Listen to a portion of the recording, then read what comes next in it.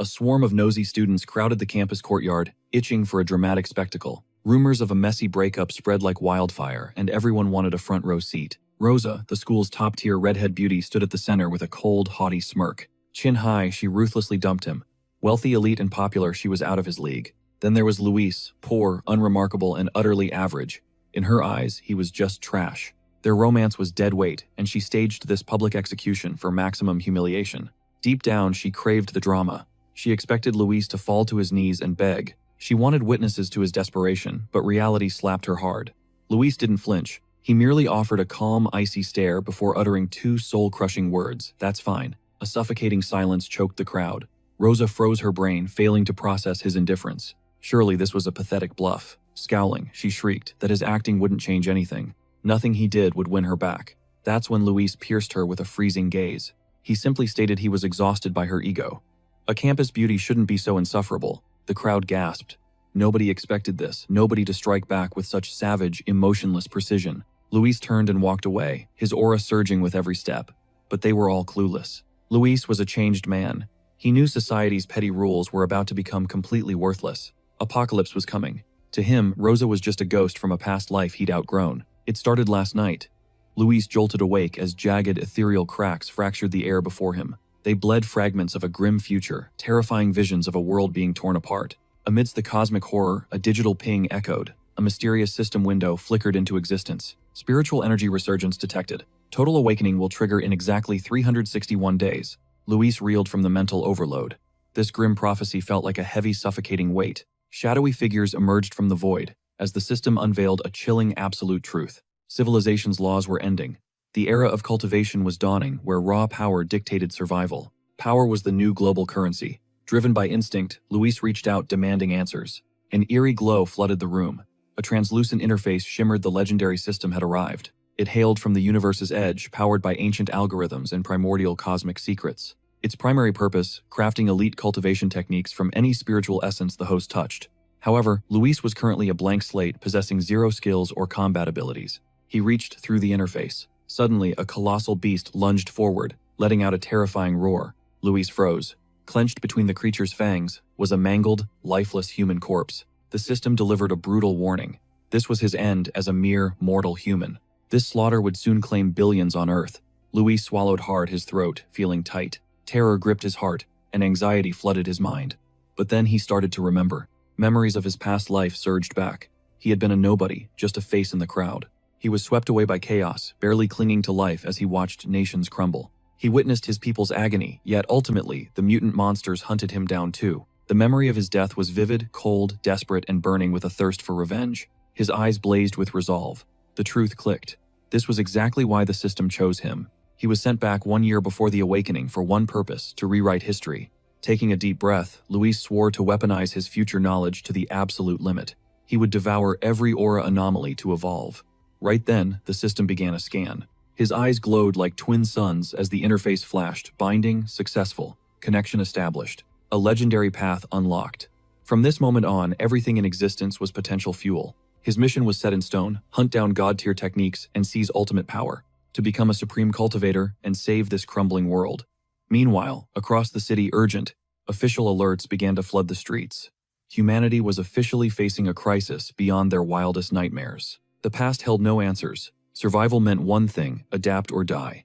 While the masses were paralyzed by the news, Luis stayed ice cold. He checked his phone and saw notifications blowing up. The government wasn't confirming or denying the chaos, they were simply telling everyone to brace for impact. Luis knew this silent strategy was the only thing keeping the nation from spiraling into total anarchy and losing faith. Then he remembered the system's hint. He could harvest materials from literally anything. That meant he had to dive headfirst into the heart of the nearest reality-warping anomalies. A headline on his feed caught his eye. The UV index at Magdalena University had shattered all records. A code red heat advisory was issued warning every incoming freshman to take extreme safety precautions and douse themselves in sunblock.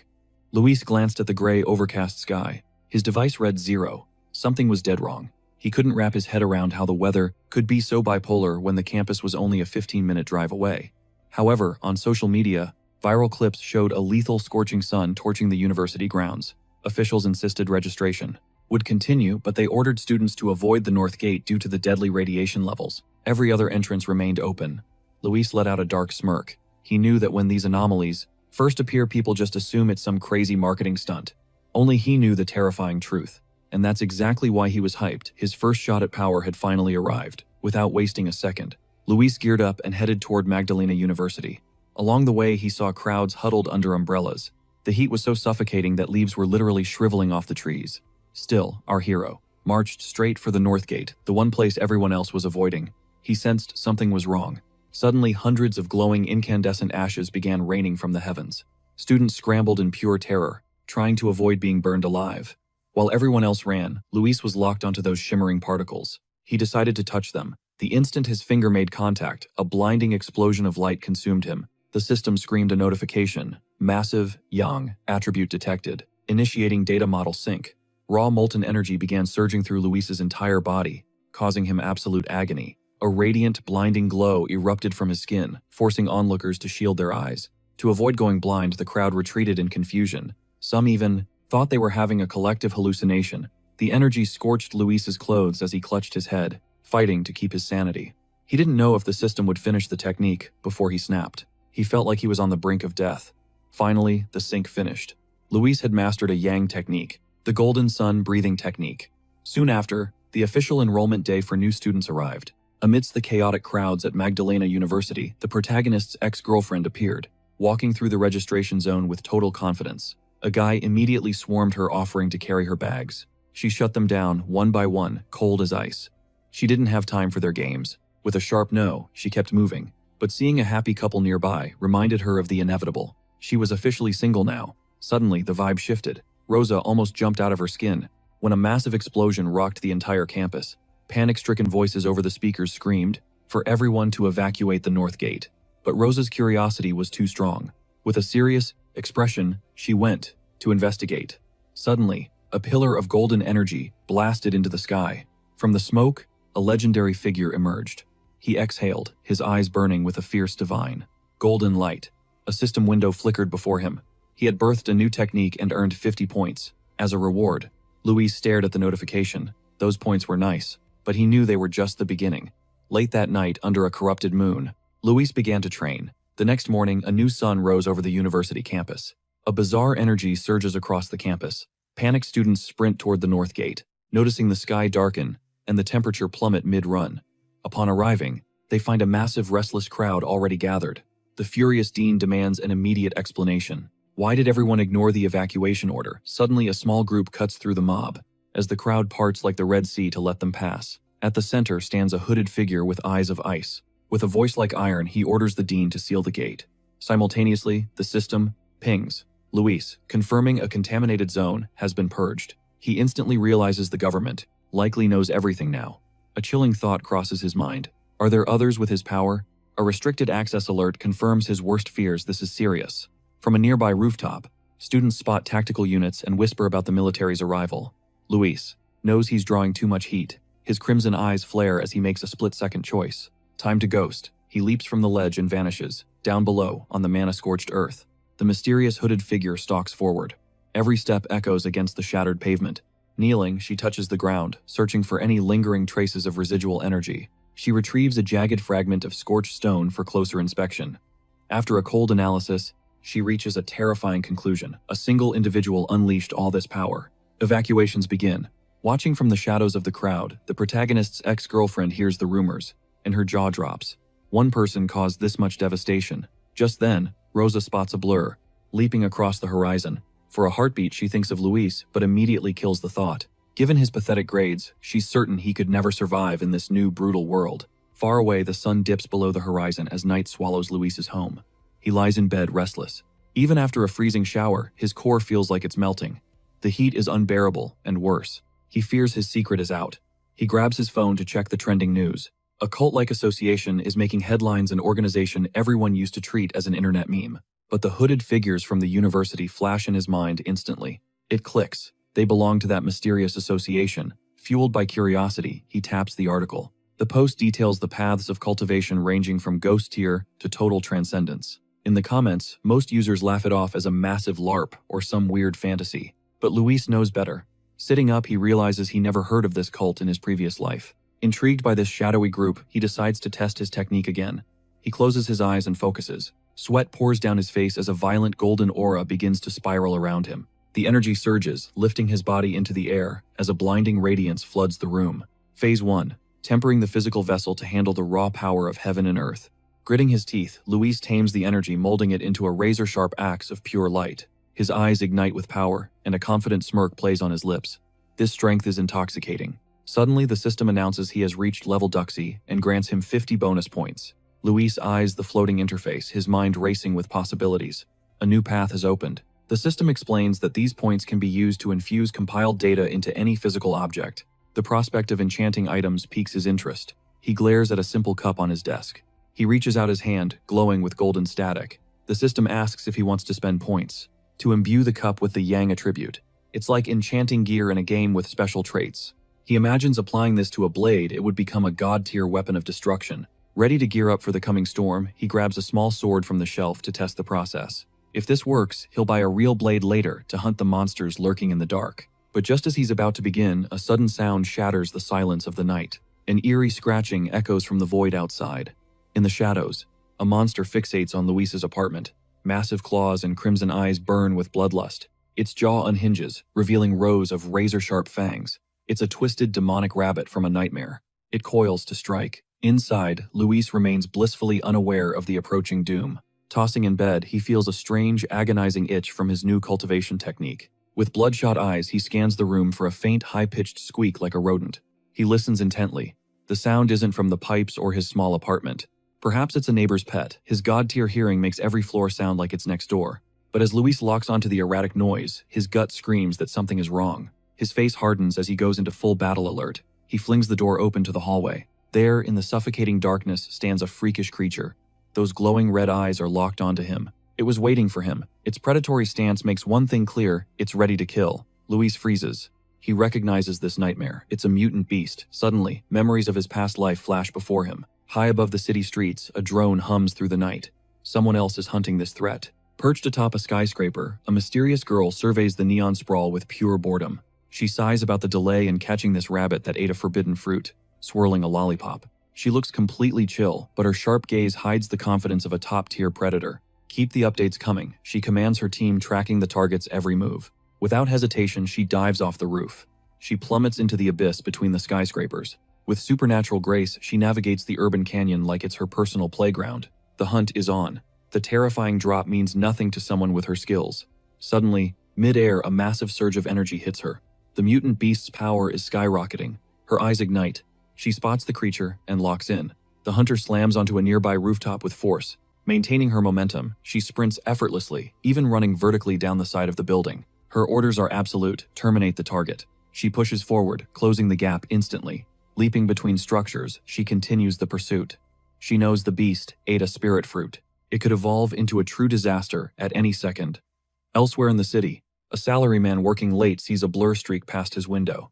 The speed is mind-blowing. He blinks, dazed. Was it just a hallucination brought on by exhaustion and coffee? Before he can process it, his boss starts screaming at him. Meanwhile, high above the hunter, silhouettes against the moon on the 65th floor. Cut back to the apartment where things are heated. The monster screeches a bone-chilling cry at Luis, but now his own golden eyes flare with power. He feels the transformation in his veins. He's no longer prey, he's an equal. The beast lunges. Razor claws swipe at his throat, but Luis dodges with god-tier reflexes and speed. The world slows down. He can see every frame of the attack in slow motion. It's incredible. Faint solar energy begins to swirl around his fist. A dark thought crosses his mind. Why is a mutant appearing so early in the timeline? Past life memories flood his brain during combat. Luis realizes the evolution isn't complete yet, but every frantic strike makes the beast more feral. He has to end this now. If he fails, everyone in this building is dead meat. Charging his hand with blazing energy, Luis lunges forward and grapples the monster mid-air. With zero fear, he bites down on the creature with savage force, pinning it down. His golden eyes turn cold as ice. He twists the beast's body with violent precision. There it is. The tail is its weak point, seizing the chance. He grips it tight and hurls the monster through the window. Shards of glass explode everywhere. His fist glows with solar fury. Luis unleashes a devastating energy beam, obliterating the mutant beast. Mid-air, the beast was engulfed in golden lightning, yet it desperately lashed out its claws. It seized the essence, hungering for his strength. Luis realized it instantly: the creature was trying to drain him. Yang surged, proving the solar heat was lethal for the beast. Suddenly, the rabbit entity began to self-destruct. Moments later, a radiant blast consumed the monster, overwhelmed by the pure energy. In the adjacent building, a couple jolted awake from the roar. The man mumbled groggily, wondering if it was just a thunderclap. He checked the window but saw nothing unusual. Back inside, Luis touched down on the floor. As the golden embers faded, he realized the creature was like a specter famished for his aura. The battle ended as a single monster eye tumbled to the concrete, twitching in the dark. Dark smoke hissed from the remains. With a grim look, Luis stared down at the beast's ashes. He crushed the eye underfoot without hesitation. Clearly, the Night Stalker had been desperate for his celestial might. Yang was its natural poison. Had he been ordinary, this fiend would have devoured the entire neighborhood. Luis knew he couldn't stop here. To survive the coming storms, he needed to master even deadlier techniques. Darkness was gathering. Meanwhile, beneath the silver moon, a mysterious girl glided effortlessly through the night sky. Reaching the scene, her eyes widened in shock. What she found left her completely breathless. She froze in the shadows. A stranger had already annihilated her target before she could arrive. Kneeling amidst the debris, she carefully inspected the charred remnants of the fallen beast. Hoping to salvage its night core, she reached out only for a jolt of power to strike her. Lingering golden energy surged into her fingertips. A blistering heat raced through her entire nervous system. Her soul resonated with the flames. Instantly, she recalled that same aura from the university gates earlier. This was no fluke. Realizing the truth, she immediately flicked on her high-tech communicator. With a sharp gaze, she reported that an elite outsider had utterly crushed the high-level target. Base questioned if this was the same powerhouse who cleared the gate and the rabbit monster. Short on intel, a commander suggested a new mission: find this mystery man and recruit him at all costs.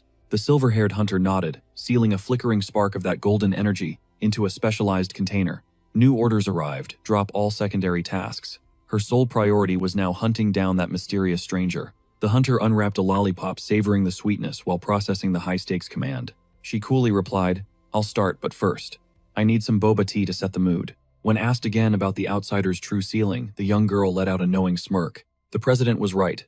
She had to meet this master.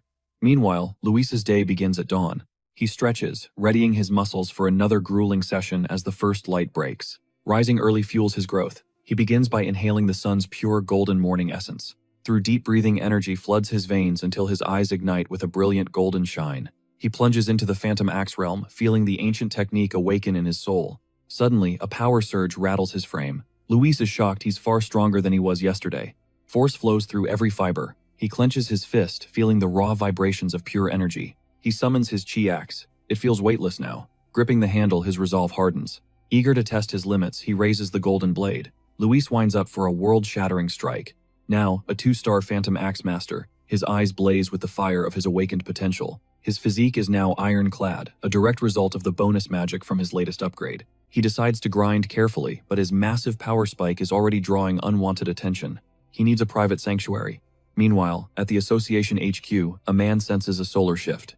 He frowns, sensing a disturbance in the sun's aura. "Is it that rookie again?" he mutters. The scene shifts.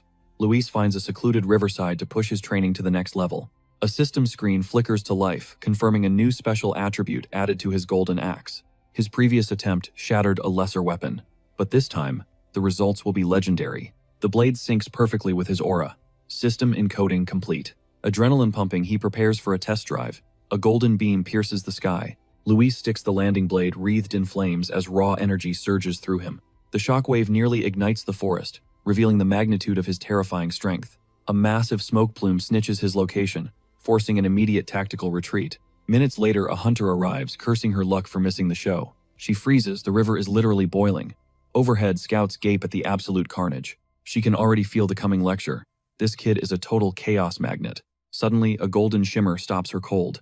The hunter's jaw hits the floor. Impossible. He jumped from 1 to 2 stars and forged a spiritual weapon. Only 2 exist in the entire association. The crafting method is a lost art. Suspicion creeps in.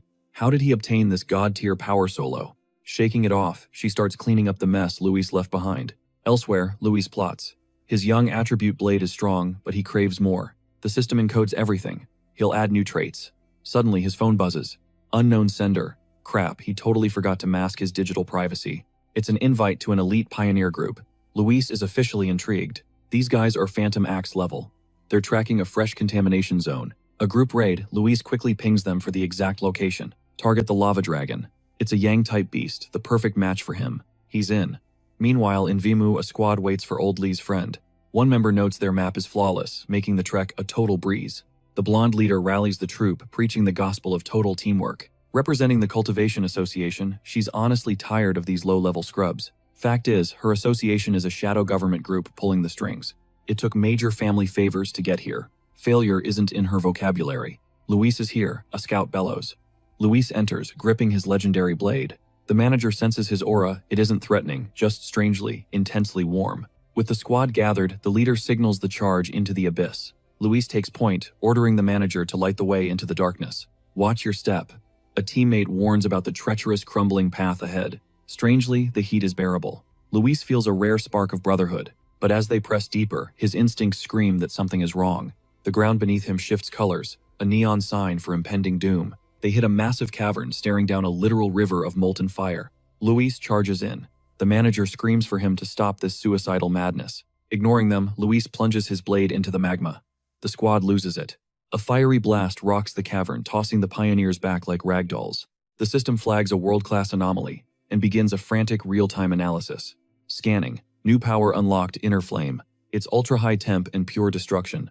Data confirmed Scarlet Flame Sword technique. Time to unleash the beast. As Luis pulls back, the lightning dies replaced by a living fire shroud. He grips the hilt as his eyes ignite with a fierce burning glow. This legendary technique was destined for his blade. It's a perfect match. Below the dazed explorers gape. Luis stands untouched within a hellish fire vortex. Right then, he realizes his blade is literally devouring the lava's heat. Wasting no time, he dumps his skill points to hard-code the Scarlet Flame attribute into his steel, making it pulse with raw power. As the smoke clears, his crew reaches a verdict. Luis just had a minor cultivation mishap, but was totally fine. The squad, however, is hyped as the cave's wild spiritual energy finally chills out. One scout cheers over the smooth energy flow, while another preps to start their own grind. He shouts for Xiaoya in excitement. The blonde manager tells them to lock in on training, while she plays lookout, earning a chorus of thanks from the team. But then, the peace shatters. Xiaoya pings multiple hostiles at the entrance and sounds the alarm. New pioneers are crashing the party. 3 beefy thugs barge in uninvited. Leading them is a guy with an eye patch and creepy, glowing crimson eyes. With total ego, he claims this resource-rich zone as theirs. Xiaoya's heart sinks. Recognizing these goons as Ghost Axe, an A-rank squad, her team stands zero chance.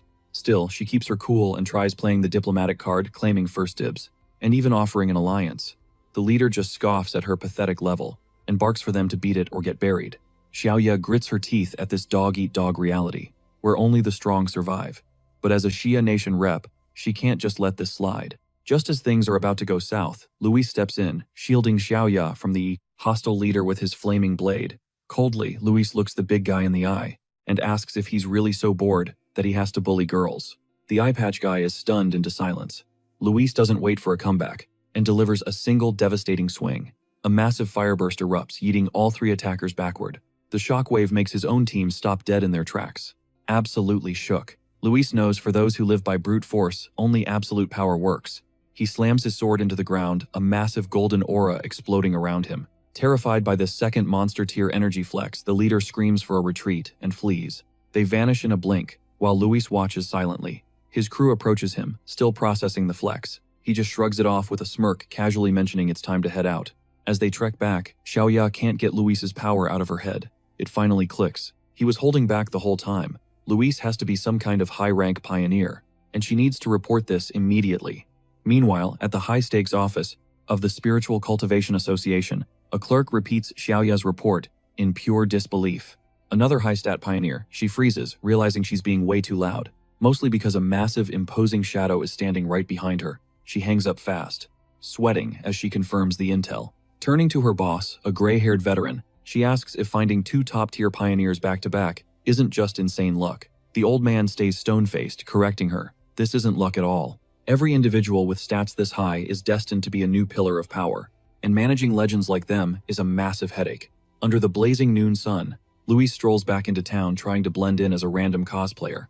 But his main character energy and that insanely real sword just draw more eyes. He checks his phone, stopping cold when he sees the cave incident is already going viral. He kicks himself for being sloppy. That fire eruption was way too flashy. He quickly dismisses the idea of a betrayal. Something more urgent is calling. The massive surge of yang energy he absorbed is forcing a level break. He needs a spot to hide. Wasting no time, he retreats toward a jagged, remote mountain peak. Minutes later, a striking silver-haired girl, named Mara, a legendary garden restoration expert, detects a soul-crushing pressure. Suddenly, a blinding supernova erupts, painting the sky as if a miniature sun had just been born. Mara instantly recognizes the omens. A powerhouse is currently shattering the bottleneck to reach the 3-star Ghost Axe realm. The sheer scale of this energy is monstrous, leaving her paralyzed by such a violent high-tier ascension. Driven by duty and a flicker of intuition, Mara sprints toward the epicenter of the chaos. She vows to finally unmask this phantom. Atop the summit, Luis is locked in deep, transcendent concentration.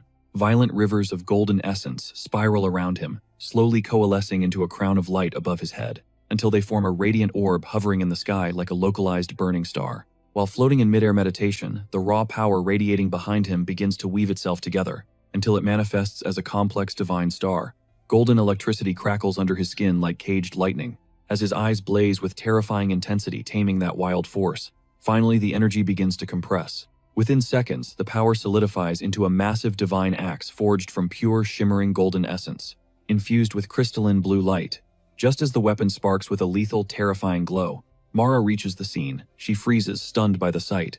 Right before her eyes, this enigmatic figure is about to swing the very weapon he just manifested. His level of control is honestly insane. How could anyone wield such a massive ocean of spiritual power with such surgical, unwavering precision? The sight triggers a bitter, haunting memory.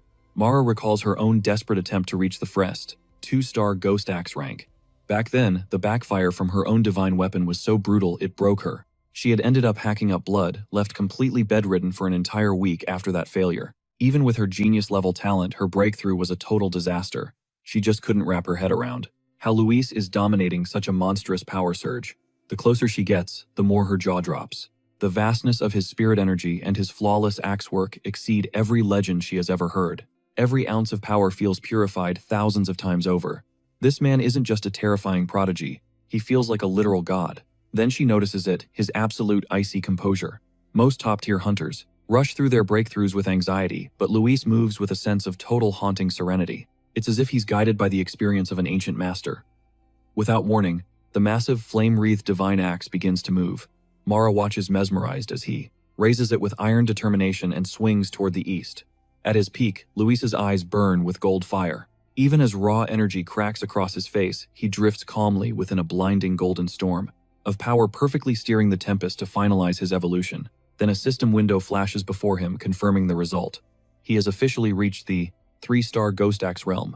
In that split second, the divine axe slams down with pure violence. The impact unleashes a devastating shockwave that literally tears the mountain apart. Mara is blasted by the gale and struggles to stay upright against the golden tide.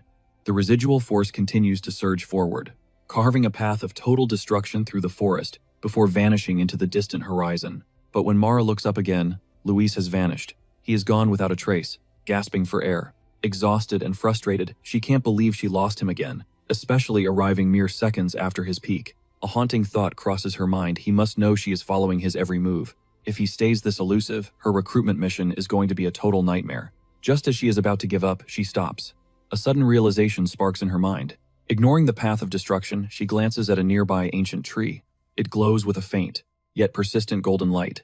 With newfound confidence, she calls out to the seemingly empty woods. "Sir, are you still there?" A moment later, a silhouette slowly emerges from the deep shadows.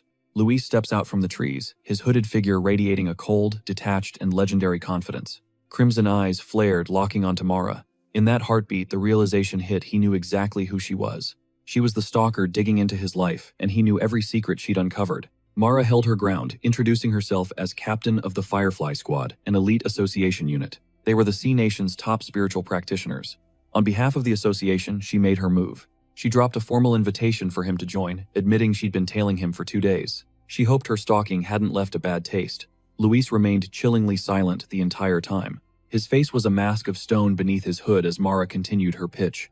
While the public was clueless, the association already had his official paperwork drafted and ready. Her nerves were fried. She chose every word carefully, terrified of triggering a man this powerful. But just as she hit her stride, Luis cut her off with a blunt, icy question.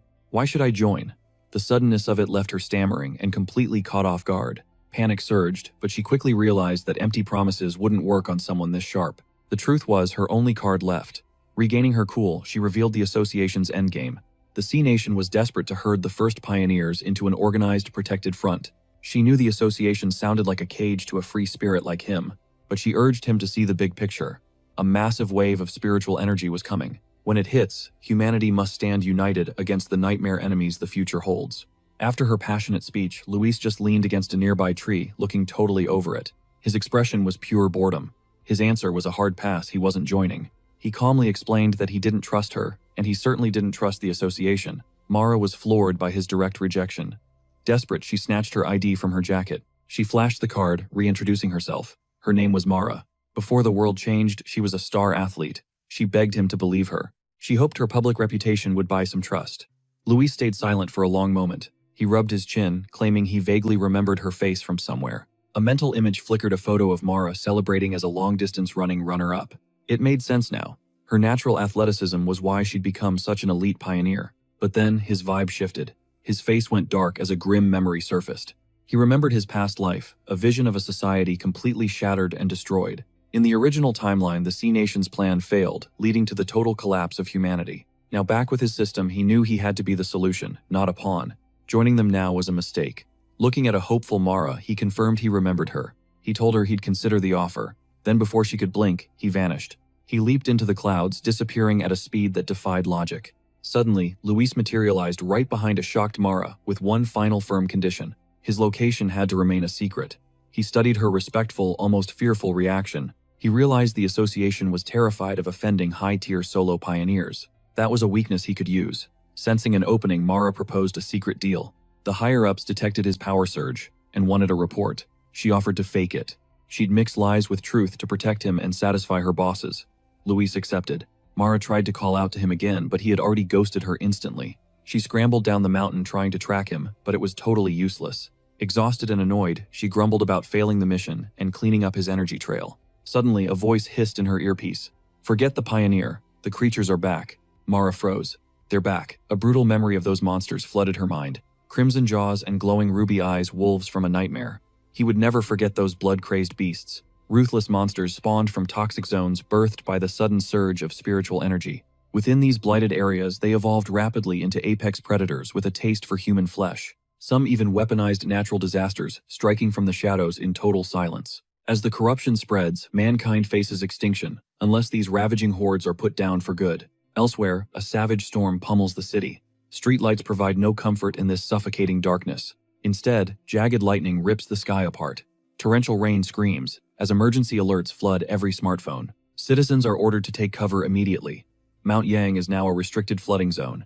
People whisper about the unnatural weather, some joking about celestial beings facing a divine trial. They claimed only an entity of supreme power could trigger such a cataclysmic atmospheric event. In a rain-slicked alley, our hero stares into the abyss.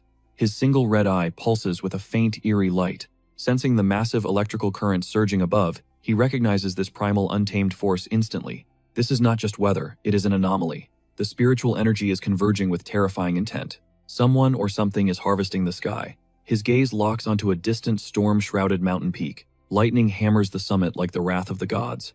That is the epicenter. No turning back. Luis lunges into the deluge, blurring across rooftops as he races toward the heart of the tempest. At Mount Yang base, his system pings a grim warning. A high-level pollution zone has been detected. The mountain former glory is gone. Where lush life once thrived, only a graveyard remains. Skeletal trees and scattered remains litter the landscape. Then a new notification flashes across his vision. Contamination levels unknown. Undeterred, Luis plunges deeper into the suffocating gloom of the woods. Even as the gale roars, his resolve remains unshakable. Suddenly, a colossal bolt of azure lightning strikes. The peak glows with blinding intensity. Target acquired. Meanwhile, at the Spiritual Association headquarters, high-ranking officers huddle in the command center, the air thick with palpable dread and tension. A massive blue energy vortex swirls on the main monitor, devouring the mountain peak in real time. An officer reports that the danger levels at Mount Yang are spiking at an impossible rate. He demands an immediate total lockdown and a reclassification of the area as a hazard zone. The grim-faced leader agrees, ordering Mara to abandon her current mission and report on the ground situation. Mara delivers the crushing blow. The mountain is unreachable. The electrical discharge is far too unstable. One wrong move could trigger a massive explosion. The area is officially branded a Level A threat. But the nightmare is just beginning. The situation is deteriorating faster than they can react. Mara warns that if this growth continues, Mount Yang will hit level S, triggering a total emergency. She admits the terrifying truth: neither she nor her elite scouts can survive even approaching the perimeter. Panic ripples through the room as the data confirms the worst. It is a literal suicide mission. Death is guaranteed for any who enter. Even the strongest practitioners would be turned to ash instantly. Security forces order a complete blockade. Mount Yang must be sealed off from the outside world. 24/7 patrols will guard every entrance. The leader nods. They have no other choice but containment. They will wait out the storm, hoping the energy dissipates before it consumes everything in its path. While the association cowers, believing the mountain is a death trap, Luis is already deep inside. Gigantic azure bolts rain down like celestial spears. The heavens scream in a violent fury. Yet he stands firm, cloaked in a radiant golden aura from his advanced cultivation breathing technique. But survival is not the goal. To seize the purest lightning essence, he must reach the very summit. Fueled by dark memories, he knows these monsters are merely the appetizer for the true horrors coming. His current fire-based abilities will not cut it against the looming apocalypse. He needs more raw power.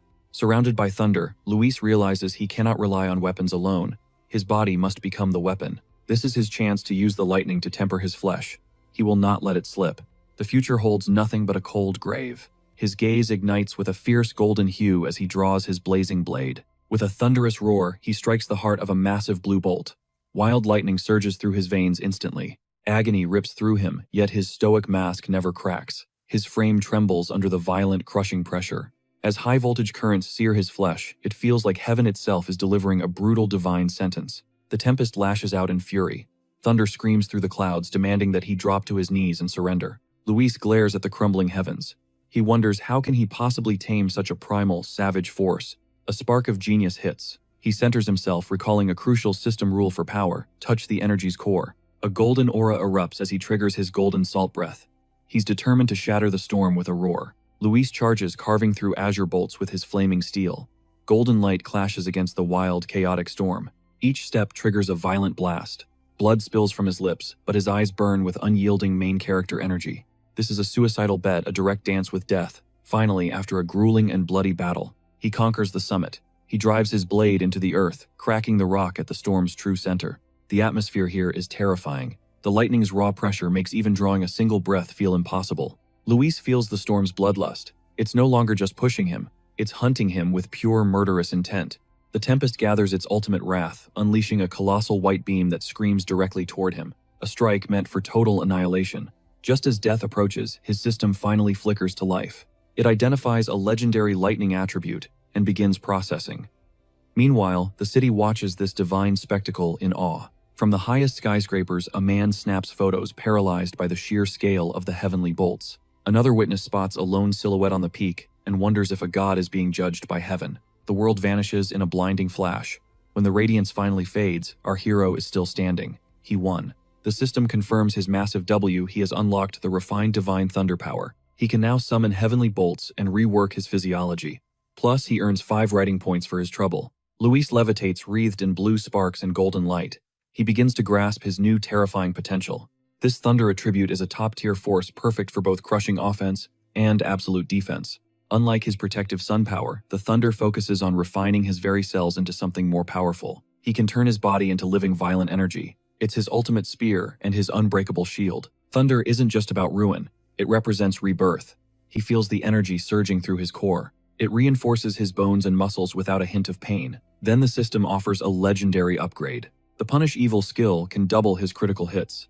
It asks if he'll spend his writing points to claim it. Luis weighs his next move. His first instinct is to channel this lightning directly into his blade, but he hesitates. Doing so might strengthen the sword, but it could corrupt the pure sun energy within. Mixing powers might shatter the weapon. Then a bold new thought strikes him as he looks at his hand. He lifts his right hand, gazing at it intensely. He'll implant the lightning attribute directly into his own flesh. The system requests confirmation for this wild choice. A confident smirk plays on his lips as he gives the order. Instantly, the wild blue arcs dancing in the air converge on his palm, draining the storm's power dry. By dawn, the peak of Mount Yang is a scarred wasteland. The immediate threat has finally vanished. Down by the cliffs, Mara and Major Heine stand over a row of grim body bags. Mara reports that the contamination levels plummeted from lethal to low in just 3 short hours. The shift was inexplicable and incredibly fast, leaving the military baffled by the sudden change. Static still crackles in the breeze. Major Heine listens closely and quickly realizes what happened. Someone was up there, a seeker. Mara freezes, shocked that anyone could survive such a nightmare. She searches for tracks, but the torrential downpour has scrubbed the mountainside clean. She deduces the mystery person left around 8 last night. The major nods, confirming the timeline. The anomaly began at 6 and the army locked the site by 7. This seeker must have climbed early. Their sensors recorded the danger hitting absolute maximum levels. Whoever was up there is a total monster. Just after 8, the energy levels bottomed out, peaking with terrifying intensity where the lightning had struck hardest. The Major crafts a theory this seeker didn't just survive the storm, he likely awakened a monstrous new power. It's a lightning-based ability. In other words, he's the primary catalyst for this chaotic atmospheric shift, an epic asset or a lethal threat. Wildcards like him are the deadliest because their loyalty is a total mystery. Mara nods, her face pale. If a titan with that power turns villain, the fallout would be absolutely catastrophic. They need to track him down fast. Miles away, our hero is completely oblivious to the military manhunt closing in. Luis is just chilling on his sofa. Suddenly, he lets out a heavy, bone-weary sigh. Meanwhile, back at the command center, Major Heine makes a final, ruthless call. He glares at his squad and snaps a firm order: locate this individual immediately, no matter the cost. He dubs the target with a temporary codename Tyrant. The operation on Mount Yang begins without a second's delay. The military banked on the Practitioners Association to bring this mysterious tyrant into the fold as soon as possible. For now, they've classified the incident as top secret, while launching their own deep dive investigation. At the rain-slicked summit, the association leader informs Major Heine that a top-tier pioneer is already moving to intercept the target.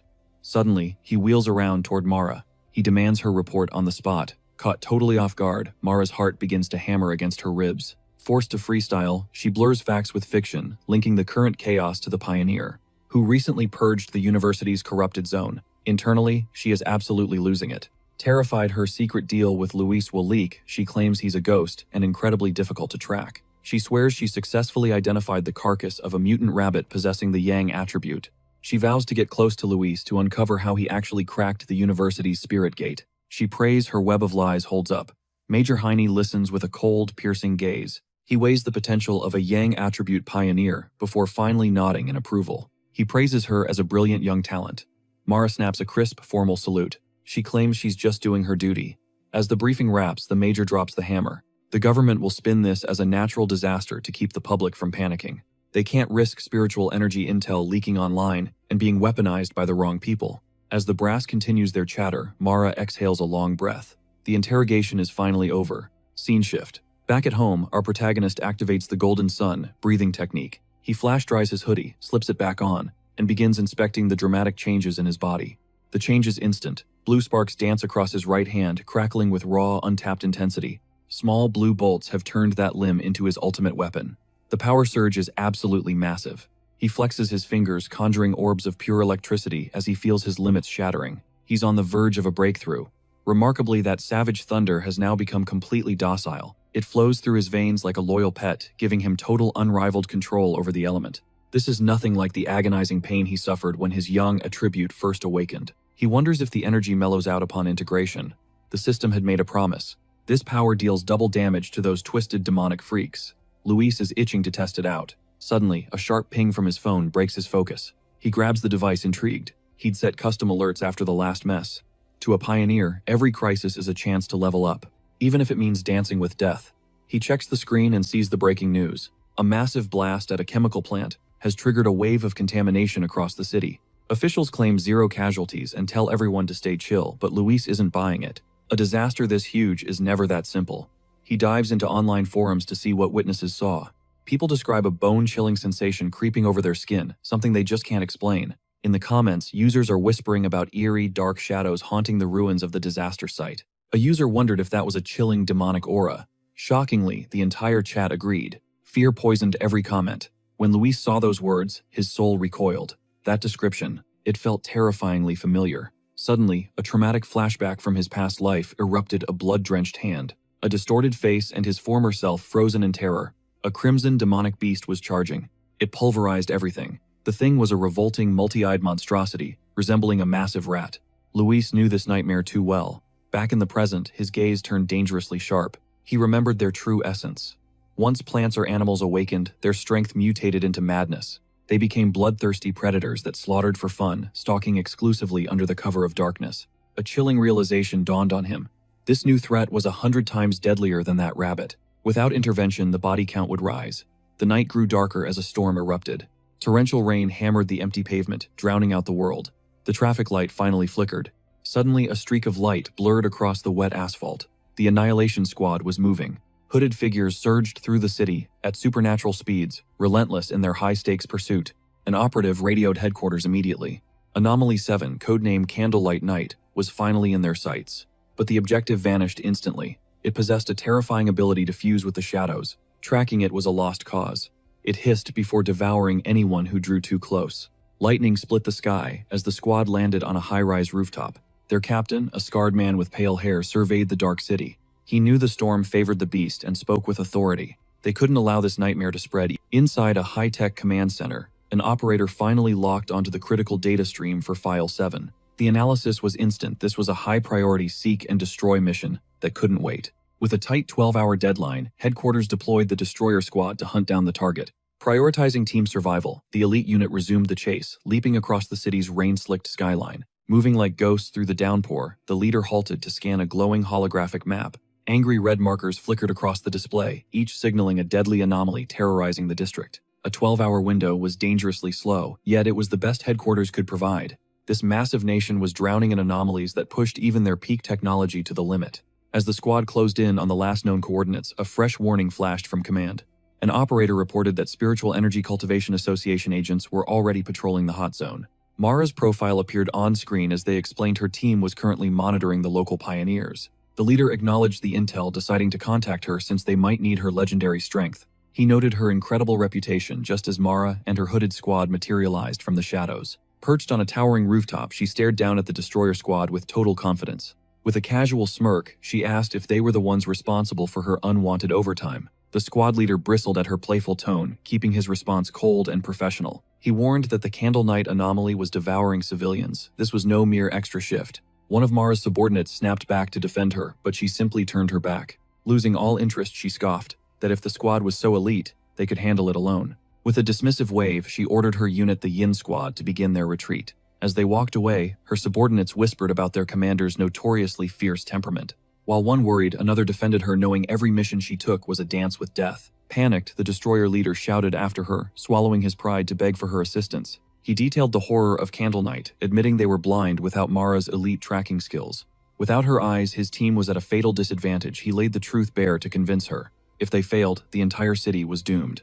With the alliance sealed, they prepared for war. Now united, both teams braced against the rain-lashed roof, ready for the final showdown. Mara entered a deep trance as a sphere of brilliant azure energy coalesced in her palm. Target locked, she announced as a pulse of light exploded outward to scan the ruins. The shockwave exposed the nightmare hiding within the rotting guts of a nearby chemical factory. There it was, a grotesque, multi-eyed rat thing gorging itself in the suffocating darkness. The records were right.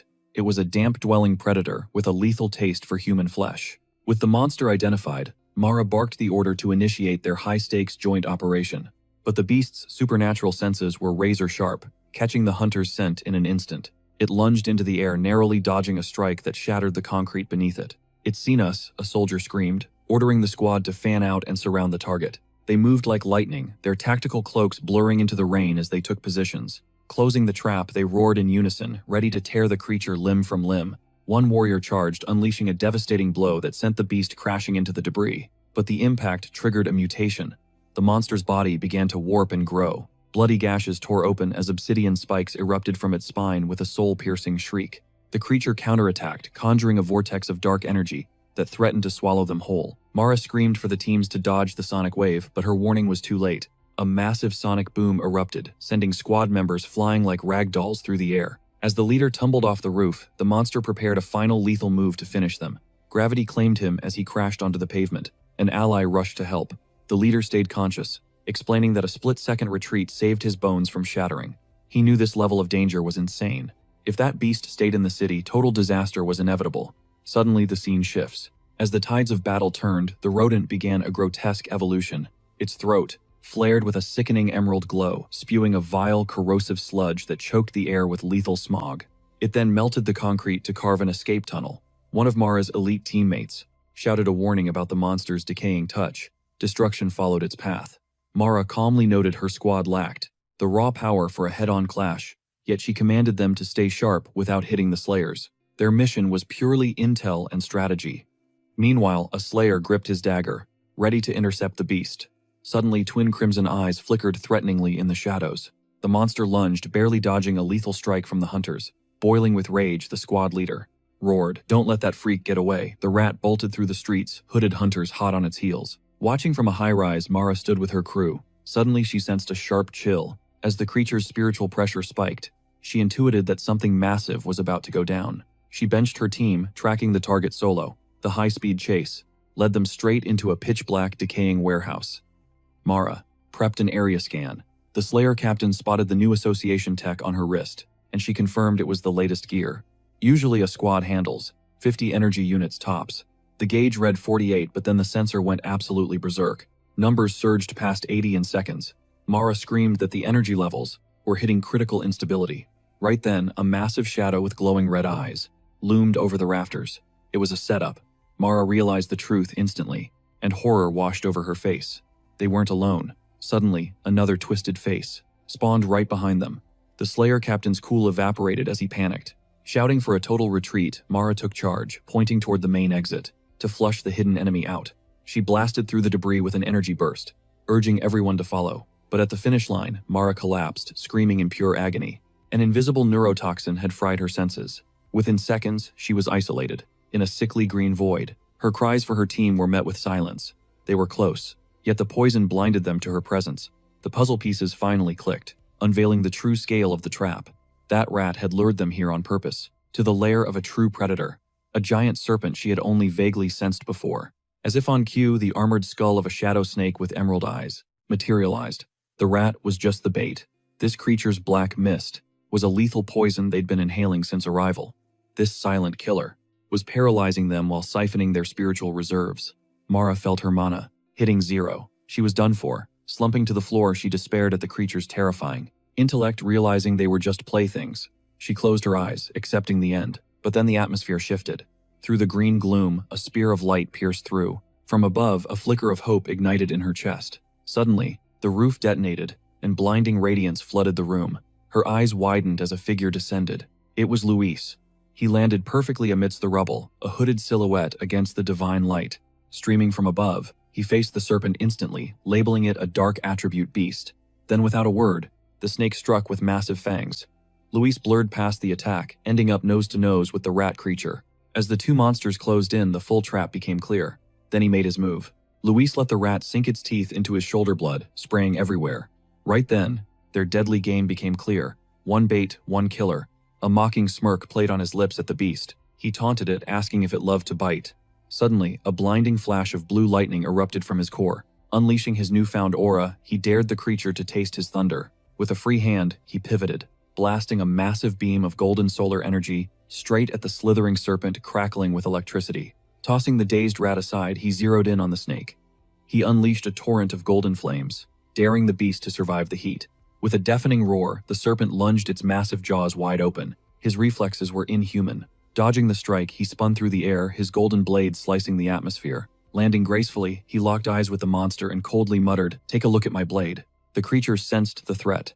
Seeing the runes glow, it cautiously pulled back, hesitating. That hesitation was all he needed. Luis leaped back into the sky, preparing a devastating direct strike. Aiming for the serpent's face, his sword surged with crackling sapphire blue lightning. The collision shook the entire area, but the outcome was bizarre. Instead of a crushed skull, its head split down the middle, a fresh, identical head, emerging as if it were shedding skin. Stunned, Luis landed as the old head tore away completely. The outer layer sloughed off, revealing a fully regenerated monster. A sinister green light pulsed rhythmically within its throat. He realized this was far from over. The beast let out a feral, furious roar, as the surrounding electricity intensified, supercharging its shadowy, malevolent power. As the monster writhed, Luis kept his cool. He saw through it. The snake's dark aura eclipsed that of the Candlenight Rat. His strategy from the previous clash had worked perfectly. He had suppressed his flames using his blade only to funnel lightning directly into the beast's core. It was clear now this serpent was infinitely more lethal and evolved than its rat companion. Suddenly, a sharp sting flared in his shoulder. The rat's bite from earlier was starting to react. Strange purple serpent scales began sprouting from the wound, creeping across his skin. Luis caught on instantly. Just as he feared, these were highly intelligent mutated species.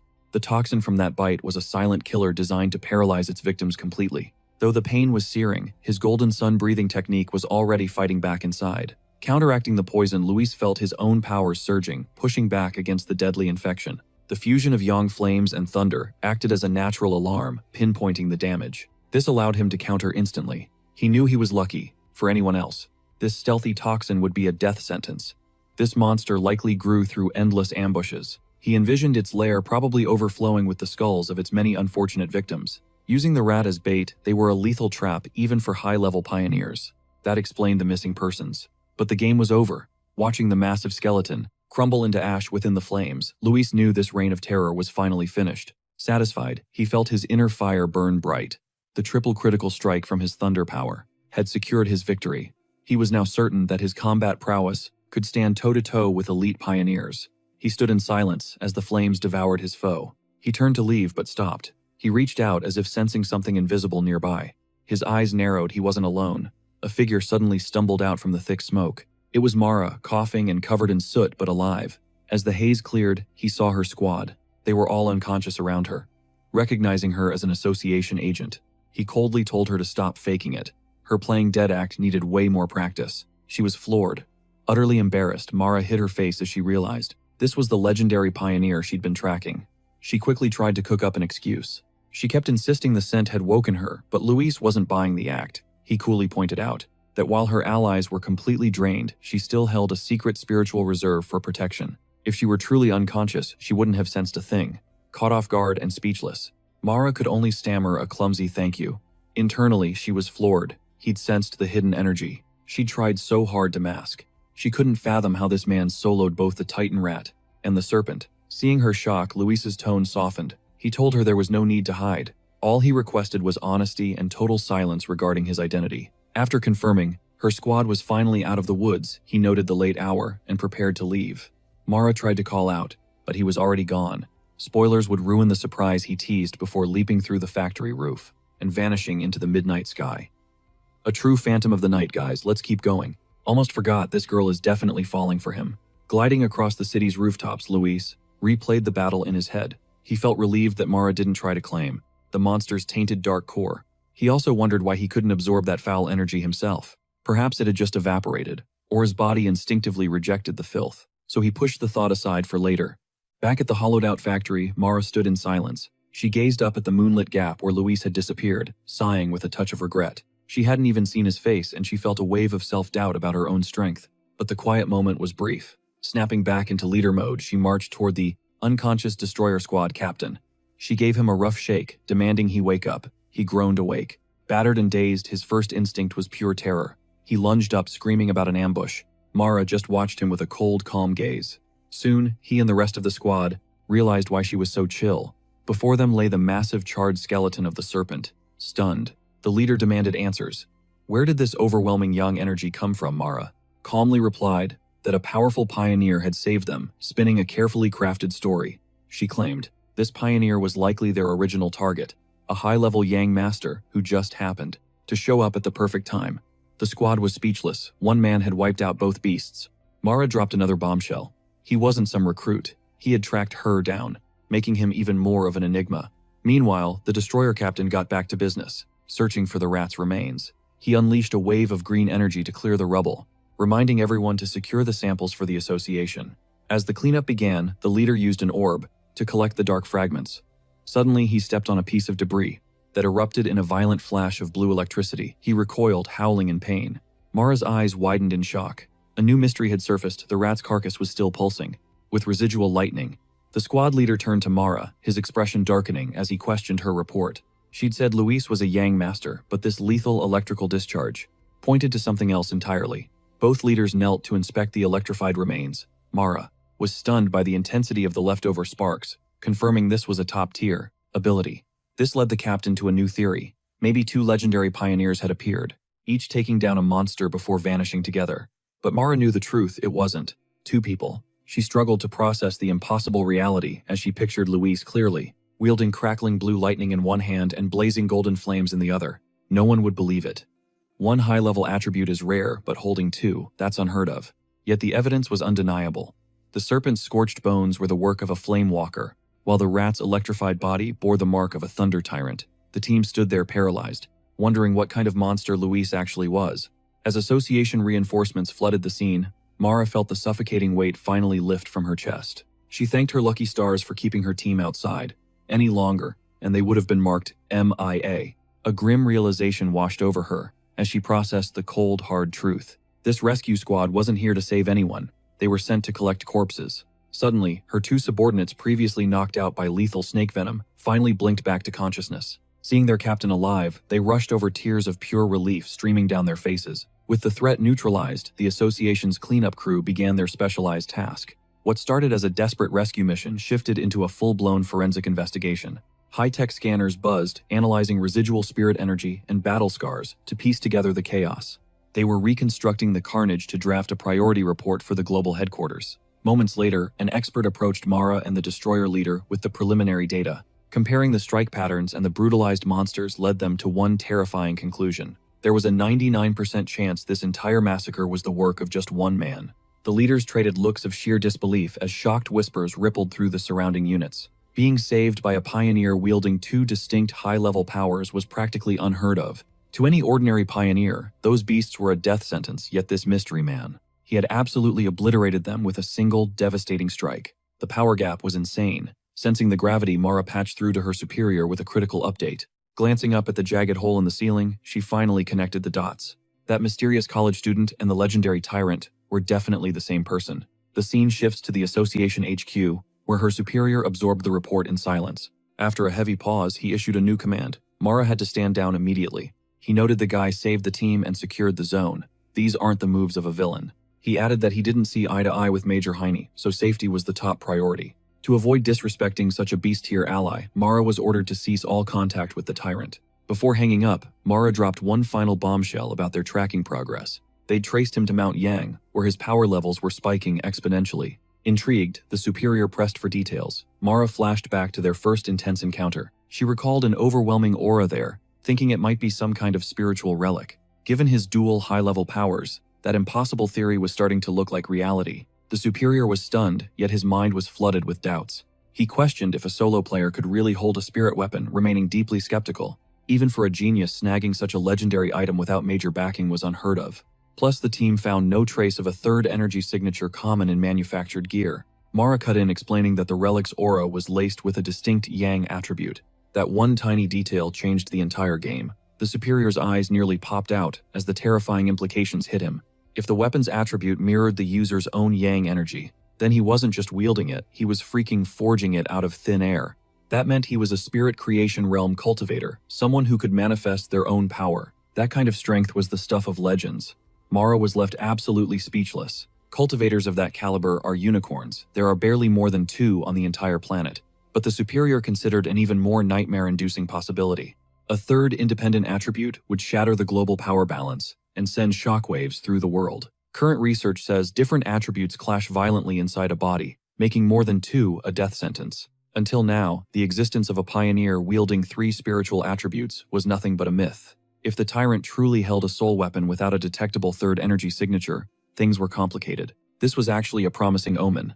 The call ended abruptly, leaving the superior in a heavy silence. With one haunting thought, he prayed such a monstrous force would never turn against all of humanity.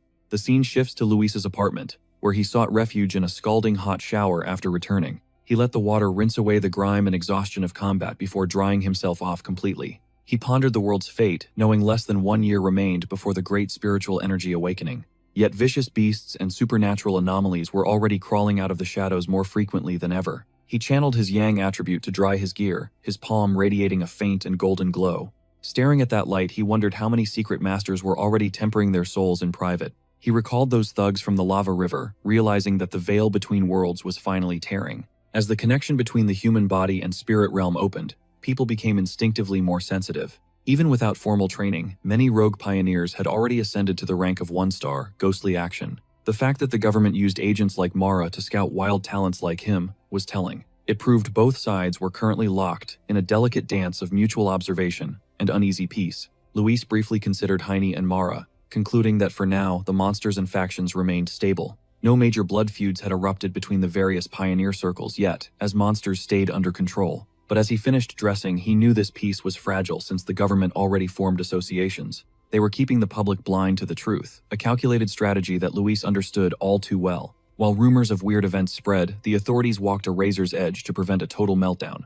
They aimed to shield humanity with subtle warnings, without triggering a global wave of absolute terror. Despite his recent triumphs, Luis's outlook on the global situation remained grim and deeply pessimistic. He knew the real nightmare was the government's hesitation to trigger a mass cultivation era officially. The risk of arming such a massive population with supernatural power was a massive ticking time bomb.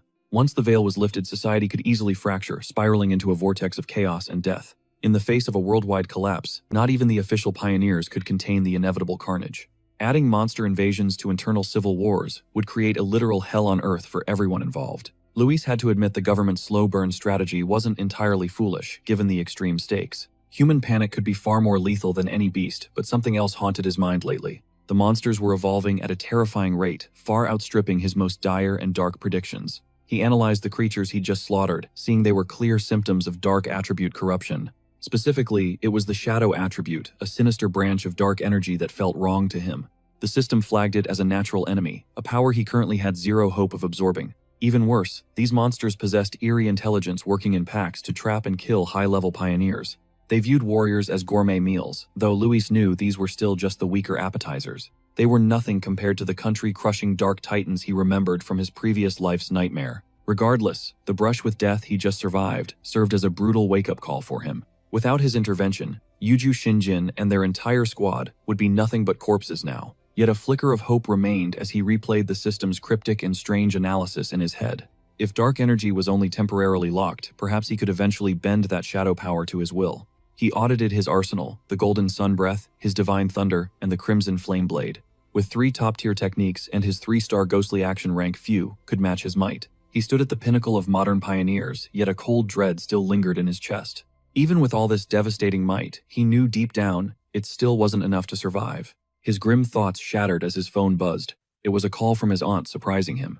Luis listened as his aunt explained that his cousin was heading to the city for college. Fearing for the girl's safety, she begged him to let her crash at his place instead of some shady hotel. Luis barely remembered the girl. In his mind, she was just a total bookworm, a quiet straight-A student utterly obsessed with her grades. Her face was a complete blur. Still, he agreed, assuring his aunt that he had a spare bedroom ready for her. When he pressed for arrival details, his aunt just promised to text the info, letting the girl travel solo. Cut to a dimly lit room glowing only with the cold blue light of a computer monitor. Slender fingers flew across the keyboard. A mysterious figure in a dark hoodie hung up a call with their mother. It was Luis's aunt giving a final reminder to reach her cousin's apartment by tomorrow afternoon. After promising to bring some unique snacks, Yoshi politely signed off, claiming she still had work to finish. On her screen, a secret chat window stayed open, the Spiritual Energy Renewal Group. This was a high-level martial arts squad. Within the chat user, Yoshi officially announced her arrival in the city. She posted about staying at her cousin's place. Moments later, she clicked a new tab, and a viral rumor alert flashed. The infamous City of Death was trending again. 3 new people had vanished, all linked to the Pig Beast Challenge. The article featured a gruesome, blood-soaked photo. Yoshi's eyes narrowed. She recognized that spot instantly. Hangzhou. Her curiosity spiked. Just then, her mom walked in, checking if her bags were packed and ready to go. Yoshi nodded but mentioned she'd rather grab a hotel room to avoid being a burden to her cousin. Her mother insisted family was safer, practically ushering her toward the door. But before she stepped out, she gave one last warning: stay out of trouble and help around the house. Yoshi gave a calm, obedient nod. As the door clicked shut, she let out a long sigh. This visit was just another hurdle. She adjusted her glasses. A sharp, resolute glint flashed in her eyes. No matter who her cousin was, he couldn't be tougher than a literal monster. Dealing with family was nothing compared to a deathmatch. The next day, under a crystal-clear sky, a dark-haired girl in glasses stood lugging her suitcase toward a tall apartment complex. She double-checked her phone screen, then stared up at the concrete tower. "This must be it," she whispered. The moment of truth had arrived. Just then, Yoshi spotted someone. She saw Luis stepping out with a grocery bag. Without missing a beat, she called out across the pavement. "Are you my cousin?" Luis froze in his tracks, blindsided. He scanned her face before giving a wary response. "Yoshi," he asked, but deep down he was shook. If she hadn't spoken up first, he wouldn't have known her in a million years. An awkward, suffocating silence settled over them. Shortly, after they moved inside, they sat on the couch, desperately trying to maintain some polite small talk. Luis asked if she was here for some summer camp. She played it cool and nodded naturally. He nodded, offering his help with anything she might need. Then he handed over the key to her new room, located right across from his own, before making a quiet exit. As he walked away, Yoshi let out a breath she'd been holding. Her cousin seemed chill, not the type to stick his nose in her business. But Luis wasn't clueless. From the second she sat down, he felt something off. A faint, yet unmistakable spiritual aura was leaking from her. It was weak, sure, but definitely there. Red flags were popping up everywhere. The verdict was clear. Yoshi was a pioneer. That summer camp story was nothing but a cover-up. She was here for something else. Meanwhile, locked in her room, Yoshi proved him right. She whipped out her phone and fired off a text to her martial arts vanguard group, reporting that her cousin was harmless and wouldn't be an issue, at least for now. The chat quickly shifted to the legendary Lava River Pioneer. Yoshi typed out a cautious warning. Watch your backs. The real monsters are still lurking in the shadows. They agreed to wait for her signal. She logged off, deciding to pause her cultivation. If Luis saw anything weird, her secret would be blown. Fast forward 3 days and Luis realized something annoying. Rooming with his cousin was killing his gains. His deep meditation was constantly at risk. For instance, she'd stroll out of the bathroom in just a towel, totally nuking his focus. But that wasn't even the worst part. His breathing technique sparked a golden aura that was way too obvious. Keeping the secret was becoming impossible, especially with Josie's suspicious level of kindness. One night, she prepared a mouth-watering feast. She served everything with a chillingly calm smile. When Luis tried to help with the dishes, she immediately shut him down. She insisted it was the bare minimum she could do. Her act was flawless, too flawless, and her etiquette was perfect. That obsessive cleanliness felt totally uncanny to Luis. Still, he decided not to push back, thinking that, if he let her keep playing the perfect maid, she might eventually lower her guard. That's when he'd finally catch her in the act. During another dinner, the peaceful vibe was shattered when Josie's phone buzzed on the table. Both of them instantly locked eyes on the device. Seizing the moment, Luis played it cool and used the distraction to naturally excuse himself. He headed to his room to give her some privacy while his cousin simply gave a silent nod. As he walked away, Josie sat on her bed staring at the screen with a heavy, thoughtful expression. She picked up with a cold tone, confirming the intel. The great change of heaven and earth was set to trigger tomorrow at exactly 3 p.m. Without hesitation, she promised she'd be there. Little did she know, Luis was eavesdropping from his room, catching every single word without any struggle. He heard everything. Josie was planning to meet other pioneers at the entrance of Soledad, a suburban town famous for internet rumors about an hour away. With his suspicions officially confirmed, he watched through the wall as his cousin's spiritual energy began to slowly surge and intensify. There was no doubt now she was a pioneer too. However, Luis still held a massive advantage. With Josie's current power level, there was zero chance she'd sense him monitoring her hidden talent. Honestly, it was wild. She's just an elementary student, yet she's already reached the 2-star high ghost realm. She was actually on the verge of another breakthrough. Luis couldn't help but wonder if this insane talent explained her weird personality. Suddenly, every piece of the puzzle clicked. That summer camp was just a total cap. Josie had sniffed out the incoming great change and planned to dive straight into the epicenter. Luis knew these events were legendary opportunities to snatch new techniques and skyrocket his own power. What kind of ability would emerge this time? Honestly, it didn't matter. Luis decided right then whatever power surfaced from that event would be his. Now that's the main character energy we love. Back to the story in the room across the hall. The cousin suddenly froze. A strange chill crawled up her spine like an invisible gaze was watching her. She scanned the area warily, but all she saw were the peaks glowing under the silver moonlight through the window. After a few seconds, she shrugged it off and continued her mission prep for tomorrow. The next day, Soledad was buzzing with activity. At the entrance, with mountains looming behind, Josie met a friend. The girl teased her, asking if her cousin was a hottie. Josie simply replied that he was a nice person, but looked totally mid and ordinary. Her friend let out a disappointed sigh. Just then, a redhead in a purple dress joined them, joking that Josie always thinks everyone is just an average person. With the squad almost ready, the redhead locked in. It was time to get serious for the mission. The leader noted they were only 6 today, explaining that some members' locations are always a complete mystery. Meanwhile, from a nearby cafe balcony, Luis was watching the entire scene with his blade resting beside him. Even though they tried to act low-key, it was obvious to him that the whole group was packed with power. The weakest was a 2-star high ghost, while the man who spoke earlier seemed to have already hit 3 stars. Luis realized this team was usually even more cracked, but their heavy hitter was a frequent ghoster. Suddenly, his gaze shifted toward the towering peaks surrounding the city. He narrowed his eyes, sensing that the real show was finally about to begin. And he wasn't wrong. At the mountaintop, the great change of heaven and earth finally erupted. A massive emerald vine descended from the clouds, looking like a legendary celestial beanstalk. This non-destructive event was exactly what the pioneers were thirsting for. The ultimate key to finally unraveling the secrets of this mysterious new world. Deep within the mist-shrouded peaks, Yoshi's squad witnessed the world's twisted evolution firsthand. They stood paralyzed before a staggering sight. Their crimson-haired leader's eyes flared, confirming this was their ultimate prize. A colossal throbbing vine loomed ahead, but in an instant, their wonder curdled into pure, unadulterated dread.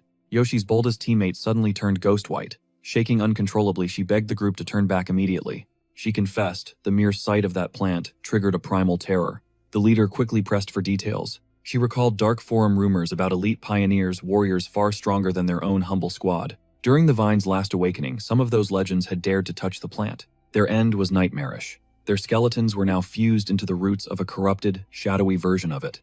Clutching her head in agony, she feared they'd be next. Suddenly, reality itself began to warp around them. The misty mountains vanished. Now they were imprisoned within a pulsating cavern of raw crimson flesh. Squirming organic tentacles carpeted the floor, each one twitching with a life of its own. It was a horrific premonition of their own demise. Then in a blink, they were back on the trail. Still shrouded in fog, her body wouldn't stop shaking. She had originally accepted the risks of being a pioneer. She vowed to never look back, but facing this monstrosity was a whole different level of hell. Pure terror paralyzed her. Her instincts screamed that this was a high-level mutation beyond their wildest nightmares. This unknown beast was a freak of nature. With tear-filled eyes, she admitted she wasn't ready to die. She wanted to surrender. Yoshi and the leader looked at her with heavy hearts, feeling that same crushing pressure. A suffocating aura radiated from the plant. Yoshi struggled to put the sickening sensation into words. It felt like an absolute void, as if time itself had devoured every ounce of life nearby. Only a hollow shell remained. That was the source of their dread. They soon reached a grim realization. This green giant wasn't a plant at all. It was a parasite hungry for their very life force. As her friend spiraled into panic, Yoshi grabbed her hand with a fierce, unwavering grip. She reminded her that the martial pioneer's path demands facing death head-on without ever flinching. Meanwhile, hidden from view, Luis watched the entire drama unfold from a nearby cliffside. He could sense the suffocating death energy too. Of all the monsters he'd hunted, this thing felt the foulest. Excluding those with dark attributes, this creature was the most revolting thing he'd ever encountered. Yet he had to respect their guts just for daring to cultivate in such a godforsaken place. He studied the creature closely and noticed something that made his skin crawl. Though a plant should symbolize life, this thing felt utterly dead, a hollow shell masquerading as a living being. Its spiritual energy had vanished, and its surface was caked in the dried blood of past victims. Skeletal remains clung to its vines. Back with the squad, Yoshi finally took command. Standing at the cliff's edge, she spoke with absolute authority, rallying her shaken teammates. "We're out of time," she declared. Understanding the risk, she proposed a safer tactical approach. Instead of a direct assault, they would analyze its energy while cultivating from a safe distance. Yoshi perched high on a massive branch, encasing herself in a protective sphere of shimmering blue spiritual energy. From his vantage point, Luis tracked every move. He was genuinely impressed by their tactical caution. They were at the perfect range to cultivate, without aggroing the beast. He even gave props to his cousin. The star student had found the sweet spot, not too cowardly but not recklessly close either. As Yoshi deepened her meditation, the swirling spiritual energy began to hum with increasing intensity. Luis's eyes narrowed in shock. Yoshi was on the verge of a massive breakthrough. She was ascending to the 3-star realm. Luis couldn't help but be floored by such raw talent. Suddenly, a blinding flash of blue light erupted. Yoshi shattered her limits, successfully reaching the next level. Her teammates stood in awe of the sheer power radiating from her. But there was a catch. The breakthrough sent a massive shockwave through the forest. Deep in the woods, something ancient stirred. Dormant roots began to writhe underground, glowing an eerie green as the earth itself began to tremble. A pioneer whipped around, eyes wide with terror as movement lurked nearby. Absolute panic instantly ignited. The monstrous creeper awakened its brutal tentacles, erupting from the earth in a sudden violent ambush. Slimy green tendrils lunged from the soil, snaring 2 pioneers before they could even blink. The squad scrambled in sheer horror, while their captured allies shrieked in bone-chilling desperation. "Run," they wailed, fearing certain death. The scarlet-haired leader immediately pinpointed the catastrophe's origin. Josie's spiritual breakthrough had surged too violently, acting as a beacon for the beast. Suddenly, deep emerald tentacles began constricting around the protective energy sphere. Although Josie's shimmering barrier still held, her recent breakthrough had left the shield dangerously fragile. The leader knew the stakes. If that titanic nightmare fully encased them, its lethal aura would siphon their life force instantly. Under crushing pressure, Josie's light shield began to fracture as chaos engulfed the battlefield. The redhead commander tried dragging her petrified friend to safety, but the girl's frantic screams filled the air. She begged them not to ditch Josie. Furious and cornered, the leader snapped back, demanding what they could possibly do. With repressed rage, she asked if her own soul power was the price. Must she sacrifice her very life just so Josie could successfully rank up? Amidst the madness, she tried reasoning with a teammate, but he offered only cold calculation. He insisted they ditch Josie to survive. To him, survival was a brutal twist of fate. If they didn't flee now, they'd all be dragged into the grave with her. He reminded the leader they were mere strangers, brought together by nothing but sheer coincidence. He claimed she was letting her emotions cloud her judgment. But those cold words only fueled her fire. The leader shoved him, vowing never to betray her comrade, even if it meant defying the group's escape route. Meanwhile, high above on the cliff, Luis watched the carnage unfold. He knew his cousin, a mere student, underestimated this lethal peril. Trapped in a weakened, meditative state, the monster's power was ghastly. Saving her seemed almost impossible. Facing that creature head-on was a gamble, but with tentacles crushing the barrier, time had vanished. Luis clenched his fist as a golden aura detonated. He'd promised his aunt her safety, and a promise was ironclad. Suddenly, the redhead leader lunged into the mess of vines. Reaching her friend, she unleashed a savage kick that severed a tentacle. That victory was short-lived. Dozens of fresh vines erupted, ensnaring her completely and squeezing with lethal intent. Just as they prepared to crush her, Josie's defensive bubble finally shattered into pieces. Before the botanical nightmare could feast, Luis descended from the heavens like a bolt. He dove, carving 2 brilliant golden energy arcs with his blade while the crew watched. They stared in terror, screaming Josie's name. Then a colossal explosion shaped like a blazing phoenix plunged from the sky, slamming into the massive vines with world-shattering intensity. Luis landed gracefully amidst the clearing as a pillar of golden flames erupted from the dirt. He'd rescued both his cousin and the brave leader, glowing with a magnificent golden radiance. His sheer presence completely overwhelmed the death-dealing monster. The survivors watched in stunned silence. Stunned by the sight, the monster that nearly slaughtered them recoiled from the overwhelming spiritual pressure. Yang energy forced the tentacles to retreat, hissing as they dissolved under the light. Luis descended. Wrapped in that blinding glow, the pioneers shielded their eyes. The cold-hearted pragmatist who wanted to ditch, Josie was paralyzed with shock, wondering if this newcomer was also a pioneer. The redhead leader, equally dazed, instantly sensed the power's origin.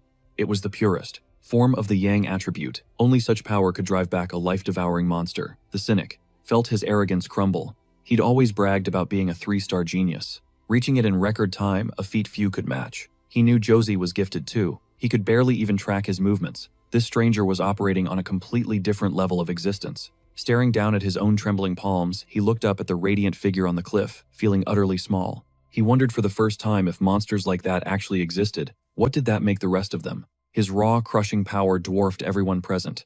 As Luis stood, bathed in golden light, reality itself began to shift. The system flared to life, detecting the mortal Cilantro's extreme attribute and automatically forging a legendary new technique. A holographic window flickered before him, revealing the name of his new mastery, Infinite Vitality, a god-tier art. It allowed him to instantly drain life force from his surroundings to mend fatal wounds at impossible speeds. As the plant's essence surged into his veins, a violent wave of revitalizing emerald energy completely engulfed Luis. Stunned by this wood attribute breakthrough, he realized something insane. As long as life flourished around him, he possessed an inexhaustible battery of power to exploit. He began siphoning the final drops of that cursed energy. Luis's system then ripped the core attribute from the vine.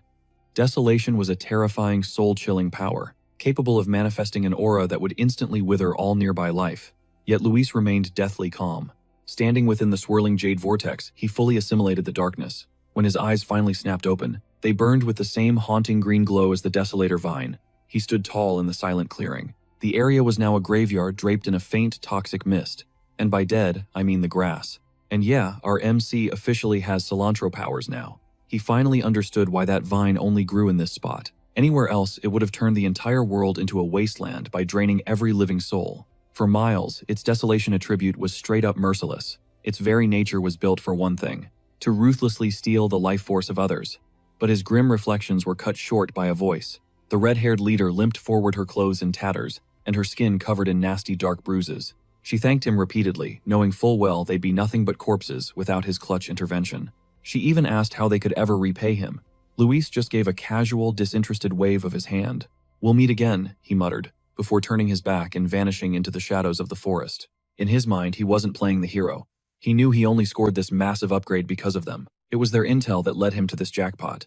In reality, he was the one who won big. He couldn't care less about the petty pioneer drama. With a single explosive burst, Luis launched into the air. He disappeared, leaving the squad completely shell-shocked. He knew that true colors only show when life is on the line. A fractured team has 0 survival rate in this brutal new era. Back in the now silent clearing, the rookie girl and the scruffy-haired man watched the sky in total shock. "What do we do now?" she asked. The man replied with a bitter edge, asking if she regretted being a coward when it mattered most.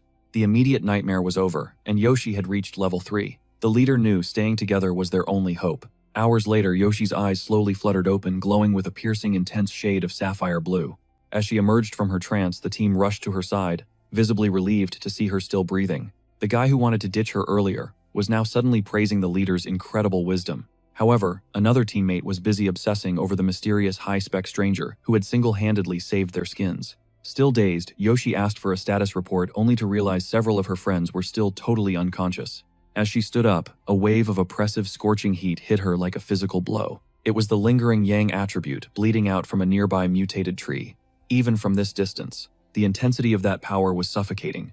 The scruffy-haired man stepped forward to fill her in. He began explaining the madness she'd missed. Later, back at her cousin's apartment, Yoshi was still reeling. She sat there trying to make sense of the absolute insanity that had unfolded that day. She honestly couldn't believe someone that overpowered actually walked the earth. Her teammate's words kept haunting her. As he described the mystery pioneer, those invincible vines had been swatted away like they were nothing. That massive sky-high stalk had basically run away in fear. The man's sheer presence was just built different. He had saved her, but a chilling realization about that vine started to settle in her mind. She remained unnervingly composed. It was a chilling testament that her aura still gripped the surroundings even after she had vanished. Later that evening, as she swung her apartment door open, a sudden jolt of surprise hit her. Luis was standing there. He immediately clocked her deathly paleness, but she quickly masked it with a forced, shaky smile. To kill his suspicion, she brushed it off as simple burnout from a long day. Luis bought the lie without pressing further. He suggested she crash early and offered to order takeout. She agreed. Back in her room, the crushing weight of being a pioneer finally sank in. She was utterly drained, feeling more wrecked than if she'd pulled several all-nighters. Yet a strange sense of relief washed over her. After all, her days as a normie were over. Dying from something as basic as insomnia was no longer a possibility. A harsh reality set in. In this twisted new world, a pioneer's life was a non-stop dance with death. She spared a brief thought for her cousin's quiet life, a peaceful existence that was now forever out of her reach. Her thoughts were cut short when a notification pinged in the pioneer group. The sender was Elver, the enigmatic powerhouse who almost never spoke.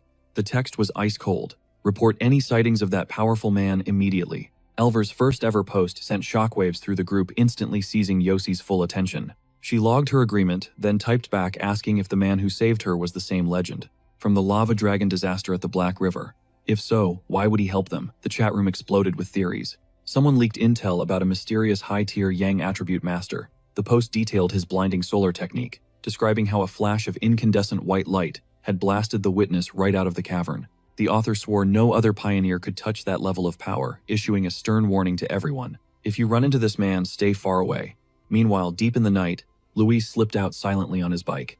He banked on his cousin, letting her guard down after the day's chaos, giving him the perfect cover to vanish unnoticed. He moved with purpose. His mission: find a suitable vessel for his newly acquired desolation attribute. He knew this decaying power would synchronize perfectly with plant life.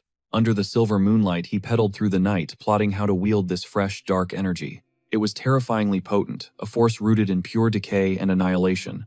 He hesitated to fuse it directly into his body, fearing its malevolent nature would trigger a violent backlash, or clash with his purifying thunder attribute.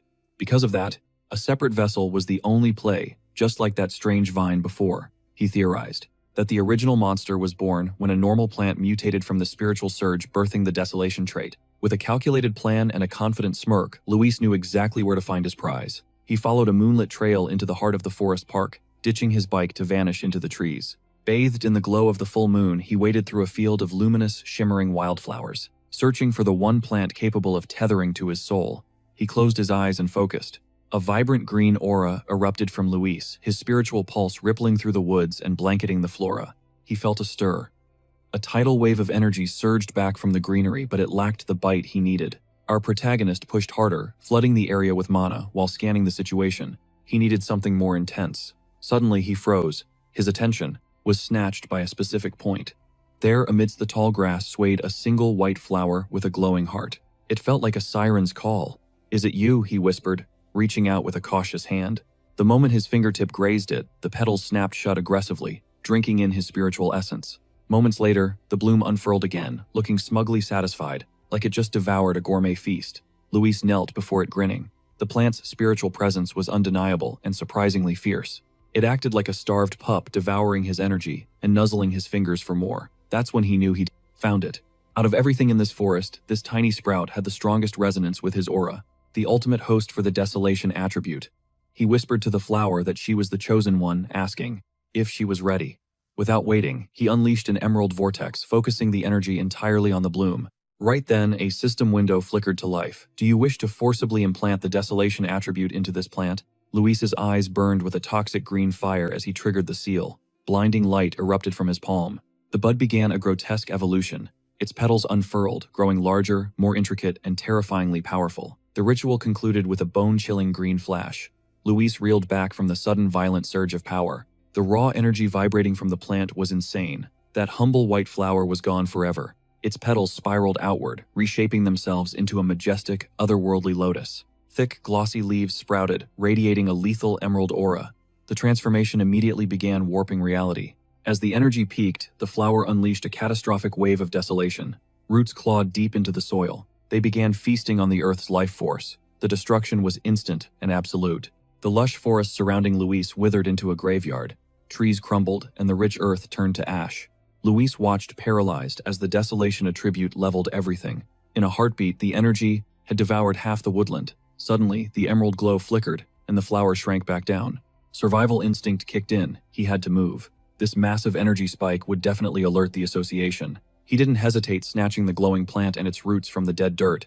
This park was a death trap located right in the city's heart under constant surveillance. The association kept it under lockdown, terrified of common plants evolving into unpredictable supernatural threats. He'd sensed the red flags earlier, too many cameras, and an eerie, deserted silence. As he retreated with his lethal prize, Luis noticed a chilling detail. Even without soil, the flower was still breathing, sucking energy straight from the atmosphere. Its spiritual pressure didn't drop an inch. It was pure, unadulterated magic. To think only 5 minutes ago, it was just a random, insignificant wildflower. The realization hit him. By granting it the desolation attribute, he'd shattered its evolutionary limits. It was ascending into something legendary. But just as he turned to vanish, a deafening siren shattered the peace. Red emergency lights bathed the trees as a robotic voice boomed. Anomalous levels detected. High-level threat identified. Luis cursed under his breath. Even his insane speed hadn't been enough to ghost the sensors. Without wasting a second, he stashed his newly evolved desolation flower and bolted. Miles away, the same alarm was screaming inside. The Spiritual Energy Research Department. In the high-tech control room, total panic erupted among the staff. Technicians scrambled, shouting that the anomaly levels were spiking completely off the charts. The lockdown was instant. Every operative donned protective gear, swarmed the park, and sealed the perimeter. Soon after, a specialized squad in full hazmat suits breached the eerie silent woodland. The forest looked completely dead. One researcher checked his wristcom, and his face instantly paled. A level 30 reading. That is insane. The Magdalena University disaster only reached a level 10. Even the terrifying Black River lava dragon peaked at 25. This was on another level. Another frantic researcher noted that this park's spiritual levels usually never broke 10. While taking soil samples, one operative realized the humidity and temperature felt totally normal. Yet every single plant in the vicinity had been brutally sucked dry of its life essence. Seeking the source, the team leader pushed toward the center of the spiritual phenomenon. But as a rookie stepped toward the epicenter, a sharp voice cut through the air. A veteran investigator with gray hair and thick lenses barked a command to freeze. "Don't touch a thing," he growled. "This residual energy belongs to the deadly desolation attribute." He asked the group if they'd heard of the vine that recently plummeted from the heavens. The younger recruits exchanged confused looks, until one of them suddenly went ghost white. Pure horror washed over him as he realized exactly what the veteran was hinting at. The A-rank demon vine, the giant cilantro. The veteran nodded, confirming their worst nightmare. He projected a spectral image of the beast, surrounded by the trapped souls of its prey. Its power came from desolation, a parasitic ability that devours the life force of everything. The rookie who almost entered the dead zone scrambled back, gasping in cold sweat. He thanked the veteran profusely, realizing he had just narrowly escaped a certain death. The man explained that desolation-type plants create an absolute dead zone around them. He recalled a chilling case of a rotted ancient tree in a forbidden sector. That monstrosity could obliterate any nearby life in a literal heartbeat. He scanned the clearing. In this era of mutations, desolation is the ultimate peak. Only 2 cases existed until now, the ancient tree and the celestial vine. But a third had emerged. Suddenly a hand gripped his shoulder, shocking the team. It was Major Heine and his soldiers.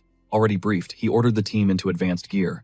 With Heine leading and Mara watching, the group ventured into the heart of the void. Their scanners whirred to life, but the data they spat out was completely baffling. They couldn't find the source, and the aura was fading at an impossible rate. It dropped from 30 to 25 in minutes, contradicting everything about the celestial vine. Two trackers emitting a soft blue glow began hunting for residual spiritual currents. By tracing those invisible threads, they finally pinpointed the exact point of origin. They stopped dead in their tracks. Both Heine and Mara realized the truth instantly. The desolation source had been unearthed, someone had actually dug it up and stolen it. Stunned, a researcher asked how that was even possible. Heine remained silent. If someone survived a desolation dead zone to steal its core, their identity was crucial. Mara tapped her tablet and showed the Major a shocking discovery on the screen. It was a cross-referenced analysis from the National Administrative Department of Statistics. They had tracked movement patterns linked to all recent major spiritual mutations. One name linked both incidents. The screen displayed a clear photo of Luis. Heine stared at the image. He told Mara he'd send her all the intel on this kid. He was convinced this was the same pioneer she had encountered before. The rest is up to your association, he said calmly. The scene shifts. 2 hours later, Mara stood alone among the withered flowers, her expression somber. Back in his apartment, Luis wore a faint smirk while sliding the flower of desolation into a vase. He dubbed it the obedient little white flower, certain his new attributes would let it thrive solo. Soon it had become a lethal combat asset, its humble appearance serving as the ultimate tactical camouflage. Chin resting on his palm, Luis pondered. In this twisted new reality, raw power just wouldn't cut it. True dominance relied on hidden trump cards. But his quiet night, that peace was about to shatter. His phone buzzed, flashing a name buried for 3 long years on the screen, the old man Elbert. It was Elbert, his day-one friend who vanished after joining the military. Luis didn't hesitate to answer. From the other end, Elbert's hype was real, inviting him to grab drinks at their legendary old hangout. He claimed to have a massive secret. Meanwhile, across the city, the vibes were far more sinister. Post-call, Elbert stood in a dim room, facing a high-ranking female officer marked by battle scars.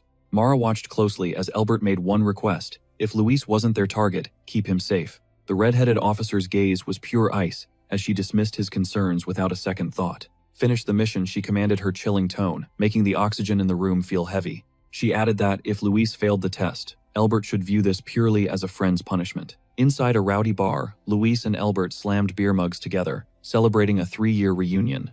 As they kicked back to catch up, Luis analyzed his friend, instantly picking up on a shift. Elbert's face was hardened, his posture screamed authority. The brutal grind of military life had changed him. Elbert began flexing stories of his service. But before he could pry into Luis's life, Luis cut him off with a simple update. Everything at the university was currently under control. Sipping in silence, Luis drifted into the abyss of his memories, recalling his brutal past life. In that chaotic era, he never saw Elbert again. His friend had been just another soldier on the front. He'd likely perished in some nameless battle. That dark realization hit Luis like a physical blow. Now he wondered, in this second chance, could he rewrite his friend's tragic fate? The talk flowed on. Suddenly, Elbert's vibe shifted. With deadly seriousness, he asked if Luis had seen anything. Paranormal. Zombies, monsters, straight-up movie stuff. Luis's internal alarms instantly went into high gear. It wasn't a shock that the brass knew about spiritual energy's return, but this blunt interrogation felt like a trap. Playing it cool, Luis acted totally clueless. He asked for clarification. Elbert sighed, explaining this wasn't an interrogation, it was a warning. He warned that soon things like degrees or bank accounts would become completely irrelevant. The global hierarchy was about to flip. Luis absorbed every word, his expression a blank mask. While staring into his glass, he pondered. He already knew the secret the military kept under wraps. The truth about the rebirth of spiritual energy was common knowledge to him. Suddenly, his gut was right, the army had flagged him. Elbert was sent specifically to smoke him out. Seeing Luis's silence, Elbert tried to ease the tension. Just keep quiet and you'll stay safe. But Luis saw right through the facade. He knew exactly what was moving in the shadows. Elbert was actually trying to protect him, even if it meant defying his direct military orders. Beneath the surface, his friend was leaking intel about the incoming storm that would change everything. Their talk was sliced short when Elbert's phone buzzed with an aggressive, urgent vibration. He answered, and a furious voice barked an order. Get to the extraction point in 10 minutes. Elbert snapped into a stiff military salute, apologizing as he scrambled to his feet. An emergency op had cropped up, meaning he couldn't stay. But as Elbert turned to leave, Luis dropped the mask. Coldly, he asked if this mission involved the spiritual energy rebirth. Take me with you, he demanded. Elbert froze, spinning around with a look of pure shock. Luis stood up, snatching his friend by the collar and locking eyes with him.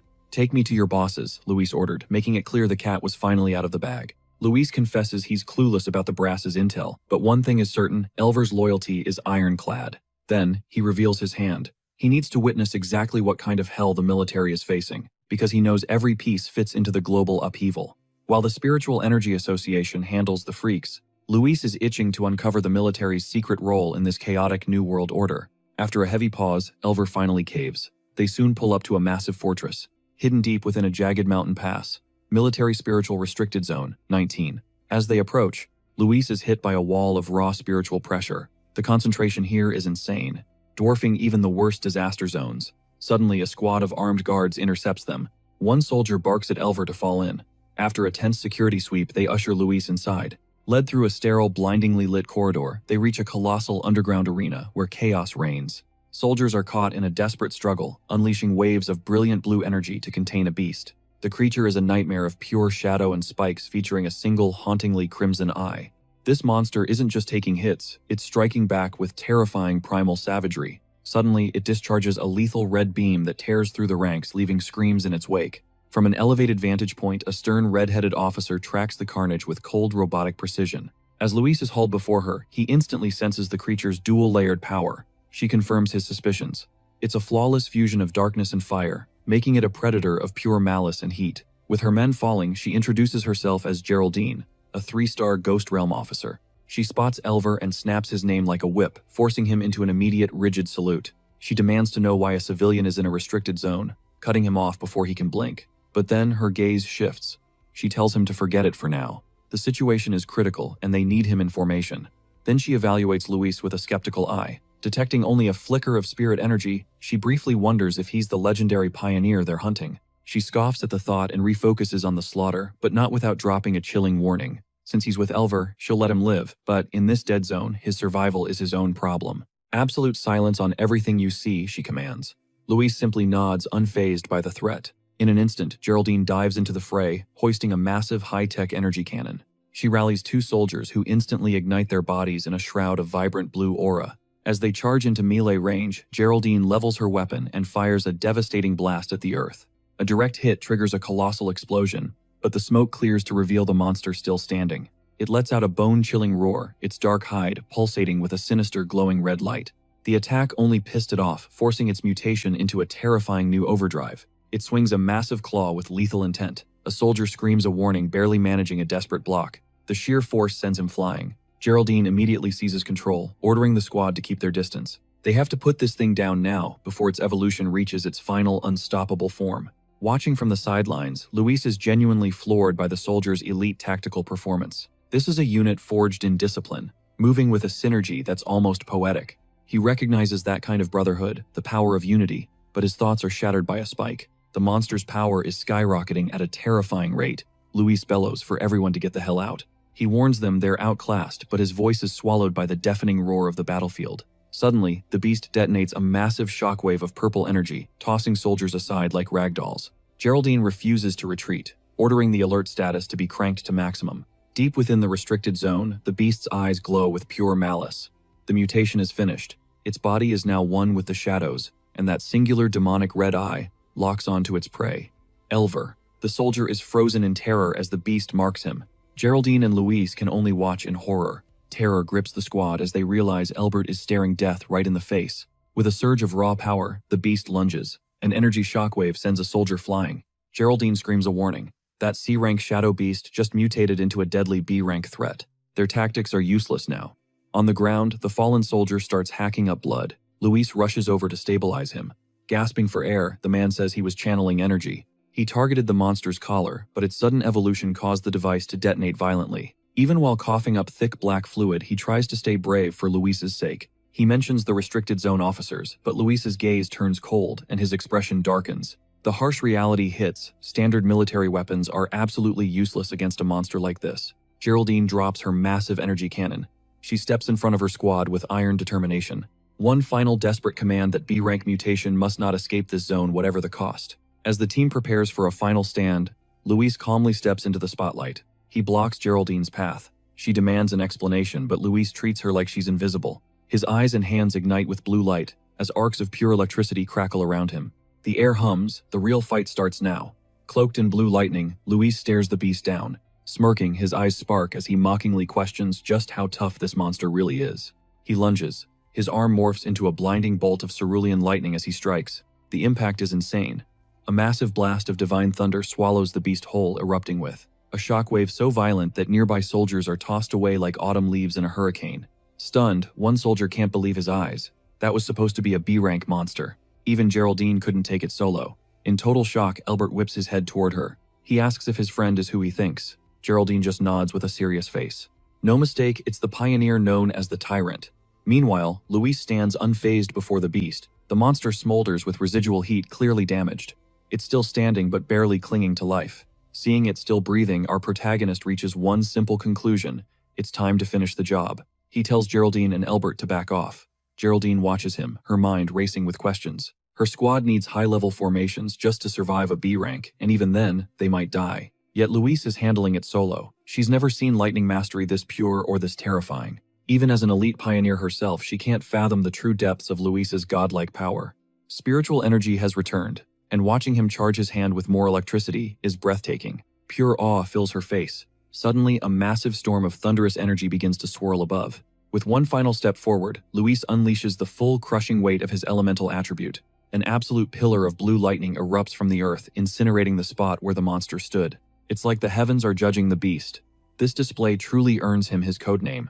As the blinding light fades, Luis's eyes still flicker with the remnants of his power. He looks totally unfazed, as if deleting that monster was barely a warm-up exercise for him. The surviving soldiers are left speechless. One of them can't help but whisper in terror. He's literally trembling. If the monster's dark aura was scary, this is on another level. This destructive thunder power is terrifying.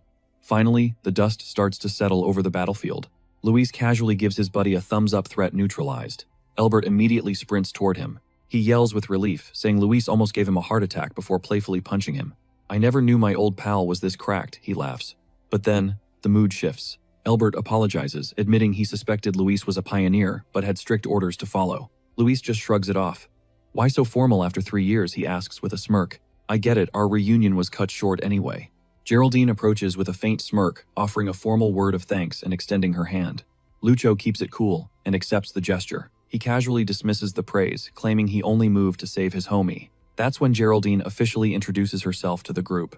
As the commanding guardian of Forbidden Area 019, she explains that Luis's heroic intervention requires a high-level official report. She requests his contact info, and Luis agrees without a second thought. Meanwhile, Elver watches the whole exchange in stunned silence, absolutely floored that this notoriously cold-blooded commander is showing such genuine respect toward his childhood best friend. With the formalities wrapped up, Geraldine drops a bombshell proposal. The raw dominance and power Luis just flexed easily outclasses the elite special forces, so she extends a prestigious invitation for him to join the military ranks. Even so, she honestly admits that a base guardian's word might not be enough to lock down someone of his caliber. Deep down, Geraldine is still struggling to process the insanity she just witnessed as a shocking truth dawns on her. Luis is a 3-star Ghost Axe Realm cultivator, matching her own rank with terrifying precision. However, the god-tier combat skills he just displayed completely shatter the known limits of that entire cultivation stage. Luis shoots her a curious look, asking if she truly believes her authority isn't enough to recruit him. Geraldine confirms the order to involve him comes from the top brass, who will likely visit him in person soon. Luis just lets out a soft chuckle at that. He admits he has massive respect for everyone there and honors their bravery. He's genuinely moved by their willingness to sacrifice everything, so he decides to offer them a special deal. If they ever hit a wall, they can call him just as they risk their lives to shield the common folk. But he sets one non-negotiable condition: no one messes with his private cultivation or tries to clip his wings. The scene shifts as night falls, finding Luis back at his apartment, meditating on the rooftop, draped in a golden aura. He's fully aware that his lightning attribute is a legendary counter against dark monsters, making him a high-value target. Since the army isn't using threats, he figures this recruitment could actually benefit him by opening doors to secret info. Playing along would grant him access to classified intel in silence, which is a massive win for his growth. Luis sees through the government's dual strategy. The army led by Geraldine acts as the world's night watchman against external threats. On the flip side, Mara and the Cultivation Association manage the chaos brewing inside the city walls. As he dives deeper into meditation, a golden orb begins to throb in his core, fueled by the energy he absorbed earlier. That forbidden area energy has pushed him to his limit. Lucho recognizes the signs immediately. He is on the verge of another massive breakthrough. Meanwhile, across town, his cousin Yossi is heading home. Her thoughts are cut short when she glances up. In that instant, a colossal pillar of golden light pierces the sky, erupting directly from Luis's building. Her eyes widen in pure alarm as she senses that overwhelming energy, characteristic of a 3-star Ghost Axe Realm breakthrough, and the truth finally hits her with unsettling clarity. She was dead wrong about him. Yossi freezes in the middle of the street, completely speechless. Above the skyline hovers a massive divine axe, wreathed in flames, radiating a pressure so terrifying it defies logic. Yossi knows the ghost axe rank well, but this is on a whole different level of insanity. This energy is literally warping reality. Suddenly, a gargantuan divine hand begins to manifest among the clouds. The truth hits her like a physical blow as she recognizes this phenomenon from ancient legends. The spiritual creation realm. Knowing a pioneer with such godlike power is living nearby leaves her trembling with fear. That massive explosion of energy doesn't stay hidden. Miles away, alarms are screaming inside a high-tech command center. Technicians scramble as an urgent red alert flashes across every screen without stopping. Anomaly Index 99. A catastrophic level threat has been detected in the city's southeast sector. Mara and a senior officer instantly snap into high gear. What is happening? Deploy all units now, the officer bellows. Mara scowls, unable to fathom how such a monstrous force remained undetected until this moment. That kind of raw energy is enough to flatten the entire city. Soon, the top military brass gather around a holographic map for a tense emergency session. The question is simple: did a new god-tier spiritual creation pioneer just awaken? Or are they staring at an incoming apocalypse? It could be both, an officer remarks with a grim expression. The situation spirals into pure chaos. Drowning in nerves, the high-ranking officer finally makes the call to headquarters. Top-tier containment tech was demanded, specifically banning any weapons of mass destruction. Panic shattered as a subordinate burst in, gasping for air. Alert officially cancelled. It's no monster, just a pioneer's massive breakthrough elsewhere. Luis sighed in relief. Evolution complete. He had ascended to the elite one-star spiritual creation realm. His body felt lighter and more agile, but a sudden shock hit him. His physical strength hadn't surged as expected. That brief moment of tranquility was ruined by a buzzing phone. Albert texted, new anomaly detected. Magdalena University sports field. Deep cover military sources had already confirmed the site. A confirmed contamination zone. Worse, this was the second incident there. Luis noted the prior heat spike. Albert confirmed, history is repeating itself. Keep this secret. Luis joked about snitching, but Albert turned dead serious. I'm worried about your safety. Be careful. Luis tossed his phone aside. His friend's warning solidified the plan: stay cautious around the army. He had to fly low to avoid being targeted. His Yang attribute stayed secret. He'd only unleash the Crimson Flameleaf technique if pushed. His ultimate trump card, he sent one final text promising Albert he had a solid emergency backup. The door clicked open. Yossi was home. Seeing Luis slumped, she asked if he'd eaten, waving takeout. Luis, glued to his screen, barely looked up.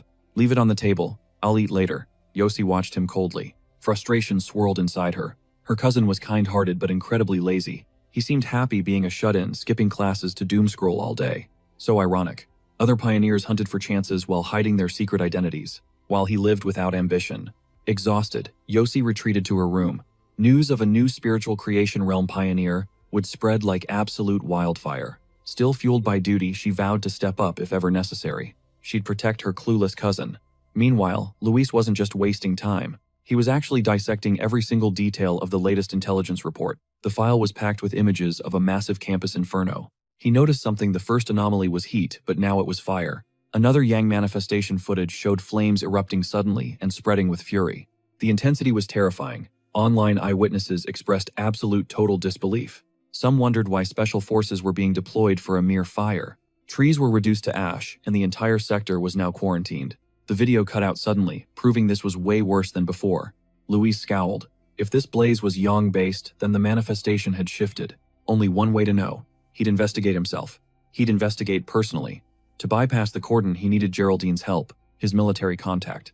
The next day, reporters crowded the sealed university gates. Soldiers blocked the campus, while journalists screamed questions into the chaos. They demanded the truth about the unquenchable fire and the media blackout.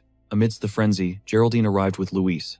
Every eye locked onto them. Two imposing figures. Without a word, soldiers let them walk right in. Reporters were stunned watching them enter, while everyone else stayed barred. Inside the cordon, both began their inspection. Luis surveyed the blackened landscape, chilled by the raw, destructive power. Luis asked if this was the legendary heavenly fire. Geraldine nodded, confirming its terrifying name. This blaze strikes without warning, unquenchable until every last atom is reduced to ash. The title wasn't hype, it was a death sentence.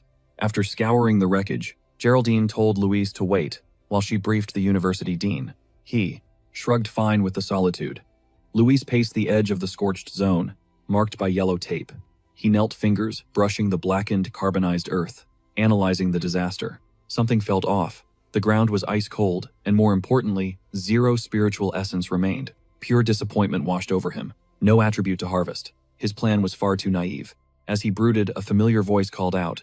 Luis looked up to find his ex, Rosa, standing there with a stunned friend. Rosa demanded to know his business. Her friend. A four-eyed girl realized he was the tech school failure Rosa always mentioned. Rosa didn't deny it, giving a simple, cold nod of confirmation. The friend stepped closer, patting his shoulder with pure, unadulterated arrogance and pity. She claimed he was clearly obsessed with his ex, but their social status was now miles apart. Just give up, she sneered. Luis stared back, genuinely baffled. Obsessed. The idea was hilarious. Nearby, students began whispering. Eyes were glued to the scene, wondering who this random guy was talking to, the campus goddess. Most assumed he was just another rejected simp. They mocked his outsider look, demanding security. Kick the intruder out. Rosa's friend took it a step further, getting aggressive. She barked that Rosa was a star and he was a nobody. Countless elites were lining up for her, and he wasn't even on the radar. Get out, she ordered, declaring this place was elite only. She even threatened to call the guards if he didn't explain his illegal entry. Meanwhile, Rosa watched with a complex gaze. She remembered Luis, saying he'd never regret their breakup. Now she assumed his coldness was just a desperate act. Suddenly, Geraldine returned. She calmly asked Luis if these girls were his friends. Rosa froze at the sight of the stunning red-haired powerhouse. Luis replied icily that they were just old classmates, not friends. Geraldine shrugged, completely unimpressed. Just acquaintances then, she noted. She slid on her sunglasses, making her overwhelming presence feel even more suffocating. Rosa and her friend trembled under the woman's aura, desperate to know her identity and her connection to Luis. Geraldine turned to him, ignoring the girls, to deliver the update. This heavenly fire incident was deeper than expected. The dean was arriving to lead them directly to the ground zero. As the special military consultant, Luis was the key. He nodded, ready for business. Just then, a group of high-ranking officials in suits appeared. They cleared the area, announcing a total lockdown of the field. Rosa and the students stood paralyzed as they recognized the university dean. This legendary figure rarely appeared. Yet here he was personally greeting Luis and the mysterious redhead. It was mind-blowing. However, Rosa's friend totally misread the room. She smirked, thinking the dean was there to trash the two intruders. Rosa, however, stayed silent, feeling a sudden gnawing sense of dread. To everyone's shock, the dean didn't arrest Luis. Instead, the old man rushed forward, greeting the boy with a warm, respectful handshake. As Geraldine's hand-picked consultant, Luis was treated like royalty. The dean shared his deep fears regarding the anomalies and student safety. He looked visibly relieved. Luis was there. Then, in a move that made the crowd gasp, the dean bowed slightly, formally entrusting Luis with the entire field investigation. From the sidelines, Rosa watched with trembling eyes, as the loser she once knew shattered her reality into a million pieces. The director's security detail tightened the perimeter, creating a human wall to push back the surging crowd. Shoved by the chaotic mob of students, Rosa stood frozen, unable to process the insane scene unfolding before her. The prestigious university director was actually bowing to a guy she thought was just a nobody from her past. The campus gossip flipped instantly. No one was laughing about a rejected ex-boyfriend or a loser anymore. Now everyone saw him as a legendary powerhouse. Whispers spread that the tables had turned so hard that even if Rosa begged for his attention now, she wouldn't even be worth a single glance from him. The coldest realization hit her like a truck. Through this whole ordeal, Luis hadn't acknowledged her existence, not even once. The campus goddess, usually worshipped by everyone, was now utterly invisible and alone. Rosa thought she was the main character, but our boy is playing in a different league. Let's keep going. Deep in the northern district of Magdalena University, the director escorted Luis and Geraldine to the anomaly site. As they walked, he explained the crisis. It all started with the Golden Sun incident, an event he hoped would be the end of their troubles. But clearly fate had much darker plans for this campus. A few nights ago, an unquenchable fire erupted in the fields.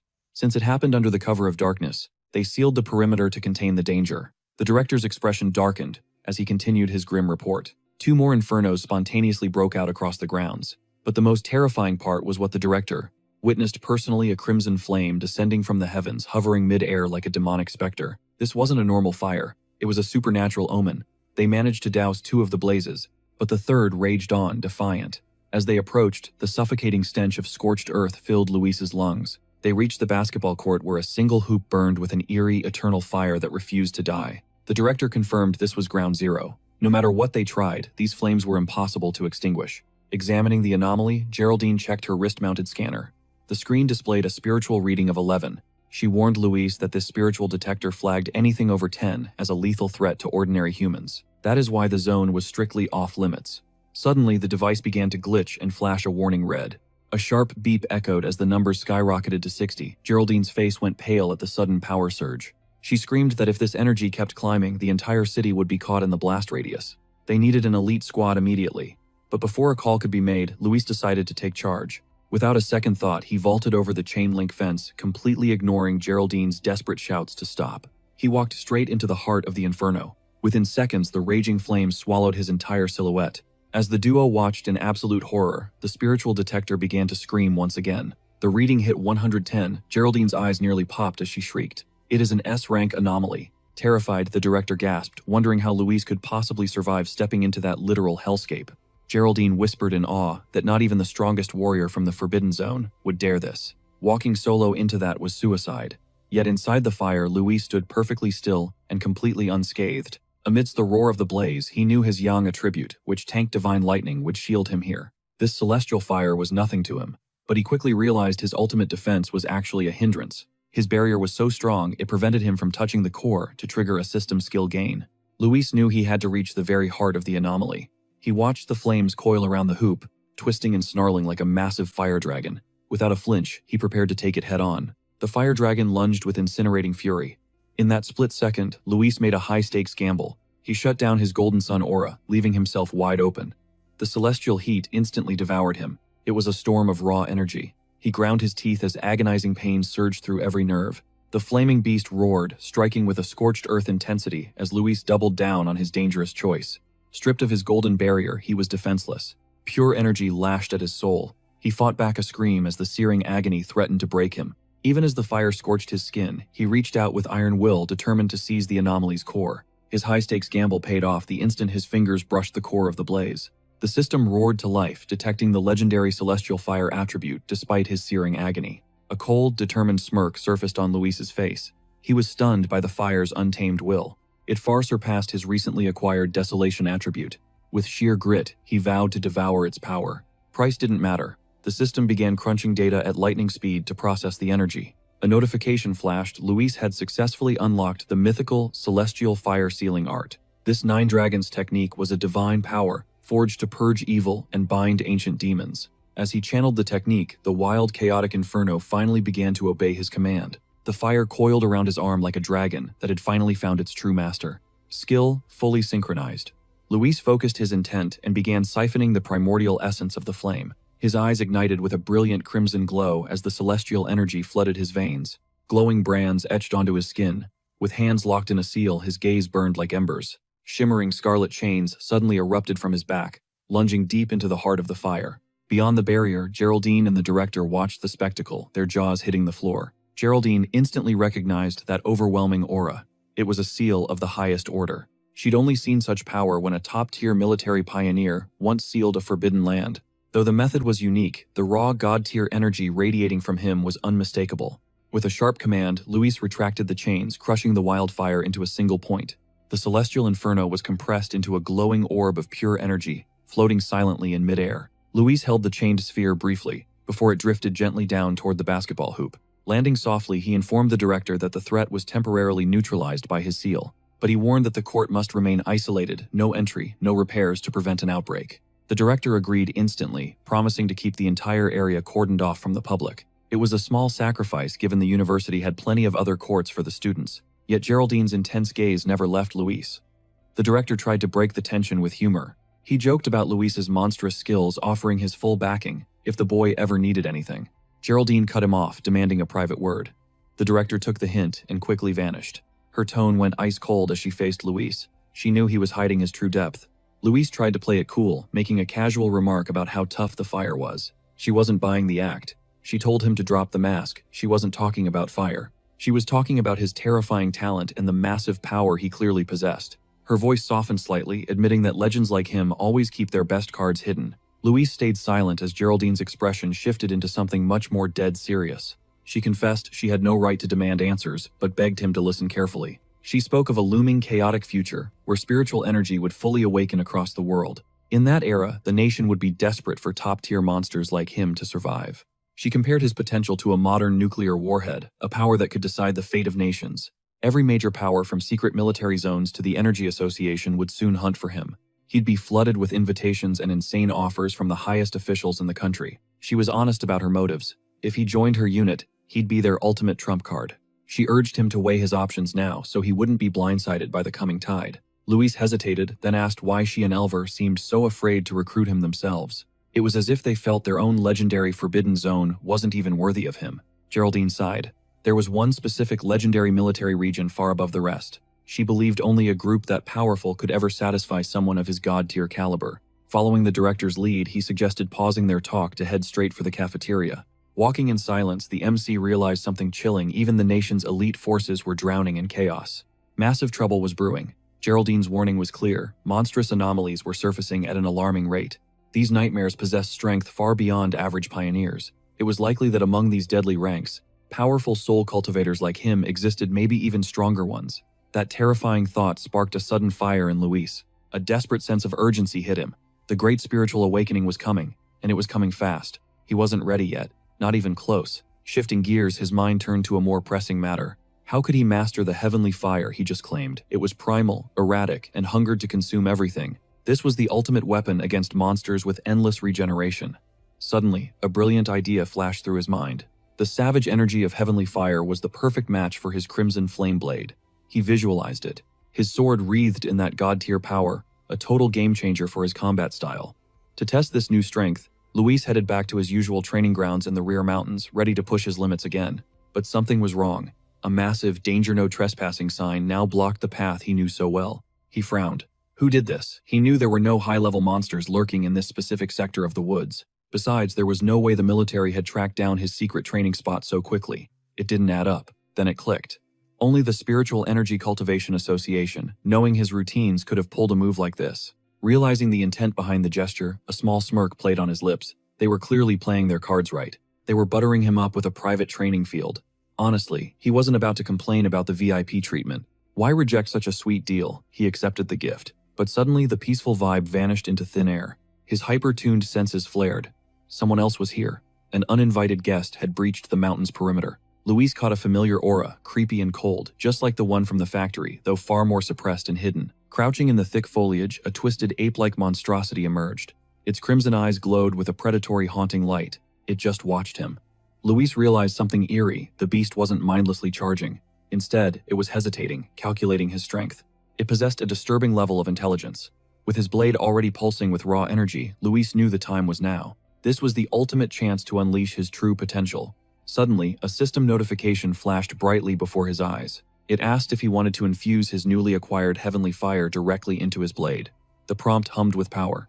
The system confirmed it. Heavenly fire was a top-tier light attribute, designed specifically to incinerate everything evil and impure. Luis didn't hesitate. With eyes blazing with absolute resolve, he clicked, "Accept." Instantly, the world around him seemed to tremble. His blade erupted into a massive pillar of roaring white flames. A thrill of excitement surged through him as he smirked.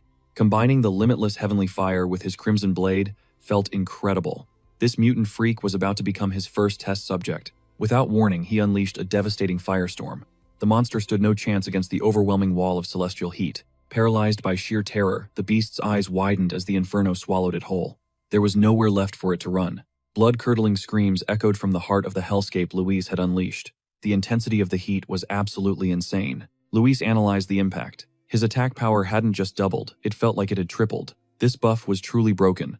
Oddly, the flames didn't burn him. Even the hilt of his sword remained perfectly cool against his palm despite the carnage. Suddenly, a movement. The beast had survived. Against the odds, it was desperately trying to scramble away into the darkness. His gaze hardened. He wasn't letting it get away. Meanwhile, on the other side of the mountain, a different scene unfolded. A girl with curly red hair was busy live-streaming, her phone propped up on a selfie stick as she chatted away confidently. She bragged to her viewers about her insane luck, claiming that viral content practically chased her down wherever she went. But the chat wasn't buying it. One viewer poked fun, daring her to actually prove her luck at Magdalena University. They wanted to see the legendary heavenly fire. She kept the stream going with pure, unshakable confidence until the world went sideways. Her face went pale as a sudden violent noise cut her off. Total shock replaced her smile as something moved in the brush. An ape-like monster, nearly identical to the one Luis fought, lunged from the shadows, launching a savage attack directly at her. The impact was brutal. Her phone was knocked away, hitting the ground with a sickening crack. yet the stream stayed live. Through the shattered glass, thousands of horrified viewers watched as the monster pinned the terrified girl to the earth. To most viewers, it looked like a staged scene with amateur effects, but the truth was far more sinister. The girl shrieked in absolute terror as the beast pinned her down its massive claws, silencing her cries. The creature unhinged, its jagged jaws flashing rows of fangs as it prepared to deliver the killing blow. But just as death approached, the impossible happened. A massive eruption of sapphire-hot flames tore through the air. A roaring fire dragon slammed into the monster, sending its heavy body flying like a rag doll. The girl gasped in shock, saved at the very last second, while the online viewers were losing it. Totally oblivious to the real danger, the chat was hyped, convinced they were seeing top-tier dragon CGI. This insane dramatic twist sent the livestream viral, with the audience exploding past 13,000 viewers instantly. Trembling with adrenaline, the girl scanned the shadows for her savior before desperately grabbing her phone to stand. She aimed her lens at the raging inferno, shouting to her fans that she had captured the miracle. A lone figure stood tall amidst the lethal flames, and as the camera focused, everything became clear. It was Louise standing perfectly unscathed in the center of the fire. The girl watched paralyzed in total awe. She realized then that a legendary warrior had truly saved her. Soon the footage began breaking the internet. Within hours, Luis's epic intervention became the #1 trending topic across every social media platform. The video went absolutely nuclear, racking up more than 13.5 million views in record time. Clickbait headlines were everywhere, calling him the messenger of the celestial flame and the king of fire. Rumors spread like wildfire that an ancient immortal had descended to Earth to protect humanity from doom. Back at the office, Rosa's friend rushed over, vibrating with hype, and forced her to watch the clip. She gushed that this proved powerful cultivators existed, and that the university's fire legend was actually real. Rosa just scoffed, convinced the whole thing was a scripted performance packed with high-end special effects. However, as she leaned in for a closer look, her smug expression slowly began to crumble into dust. Her skepticism froze into soul-crushing shock and recognition, while her friend kept thirsting over the hero's looks. The friend continued to rave about how insanely handsome and mysterious the man in the video was. Rosa stayed deathly silent, her mind racing. Internally, she was desperately praying the video was a total fake. She tried to convince herself that Luis was a loser who would have been turned to ash instantly. But that denial was quickly transforming into a cold, numbing fear that started creeping up her spine. What if it really was him? The thought of Luis wielding such godlike power left her feeling deeply unsettled. She feared his revenge for their breakup, yet her pride made her vow she would never bow to him. Elsewhere, Josiah, the elite pioneer leader, was also dissecting the viral footage with her team members. Her subordinate asked point-blank if this was the same powerhouse who had saved them from the vine monster. Josiah nodded calmly, revealing they had detected a master of the spiritual creation realm in that exact area. A chilling doubt crossed her mind. Could her quiet, unassuming cousin actually be this mysterious high-level pioneer? Across the city, the two survivors from the lava cave were also glued to their screens watching. The man immediately recognized Luis's unique combat stance, noting that his raw power had reached terrifying levels. His partner agreed, spotting the unmistakable sword style that matched the man they had seen before perfectly. They realized then just how lucky they were to have such a monstrous figure protecting their local area. News of this overwhelming display of power quickly reached the highest ranks of the country's top organizations. At the association headquarters, the urban crisis was spiraling as pioneers struggled to keep up with the chaos. High-ranking officials were being briefed on the situation when an officer stepped forward with a confident update. He assured them the military was already in contact with Luis and that he would eventually become their ace. Meanwhile, at a classified military hub, Geraldine and Major Jaime were analyzing the data with intense focus. They called him a literal monster for reaching the spiritual creation realm in such a breathtakingly short time. After debating his stats, they concluded he likely possessed 3 or even more high-tier elemental attributes. They finally realized that trying to intimidate him was a massive mistake. Their only choice now was recruitment. The major then asked if the top brass would personally approach Luis, as Geraldine watched the screen silently. He confirmed the deal, yet the military brass remained skeptical. Traditionally, every top-tier pioneer was homegrown. Recruiting an outsider felt like a blow to their pride, a move they weren't used to making. Seizing the lead, the major pitched a fresh play. His men began digging into what gear Luis might need, planning to offer high-grade equipment as a peace offering. They'd even grant him elite training grounds, but a far more critical command loomed overhead. Scrub the viral footage and kill the rumors. The nation's spiritual energy now centered on one man, Luis. Elsewhere, Mara and Geraldine weighed the future. While she dreaded the crushing weight of fame, ahead, he just smirked with pure confidence. Both titans watched, eager to see Luis's next move. Inside a hushed hospital ward punctuated by the rhythmic beep of a monitor, a violet-haired woman watched over a comatose man she called Master. Her voice was a fragile whisper, as if afraid to shatter the stillness. She murmured that hope had finally returned. via Luis significantly boosting the odds of her master finally opening his eyes once more. 24 hours later, Luis sat at home replaying the chaos over a quiet breakfast. That mountain clash had blown up online all thanks to a reckless streamer trespassing into a forbidden zone for clout. But as he scrolled through his phone, he spotted something bizarre. The clip had vanished, and the streamer's account was nuked. Likely, the military's doing. Or the spiritual association, he figured. But then, a chilling realization gripped his mind. His cousin was missing in action. No texts, no signs of her coming home last night. This was wrong, even for a high-stakes mission. Anxiety flared as he reached for his phone to call, but it went straight to voicemail. A sinking feeling settled in his gut. Something was definitely off. He had to find her. Meanwhile, miles away in a desolate wasteland, shrouded in suffocating fog, Yossi and her crimson-haired captain were hopelessly trapped. How long? The captain rasped. 10 hours. Yossi guessed as her grip on reality began to slip, along with her hope. Battered and bleeding, the leader choked out an apology, hating herself for dragging Yossi into this nightmare. She'd only meant to scout a weird anomaly. She clutched her side, where agony pulsed. Through her body, Yossi cut her off, refusing to hear another word of regret. It's my weakness that's to blame, Yossi snapped, urging her captain to stay focused. Clinging to her last drop of mana, her mind drifted toward a legendary master she once met. She prayed for just a sliver of that overwhelming strength to save them, but their desperate talk was cut short by a sudden, terrifying chill. A massive shadow loomed from the mist behind them, a thorn-covered beast with glowing red eyes. The creature lunged its jagged claws, aimed straight for the captain's throat.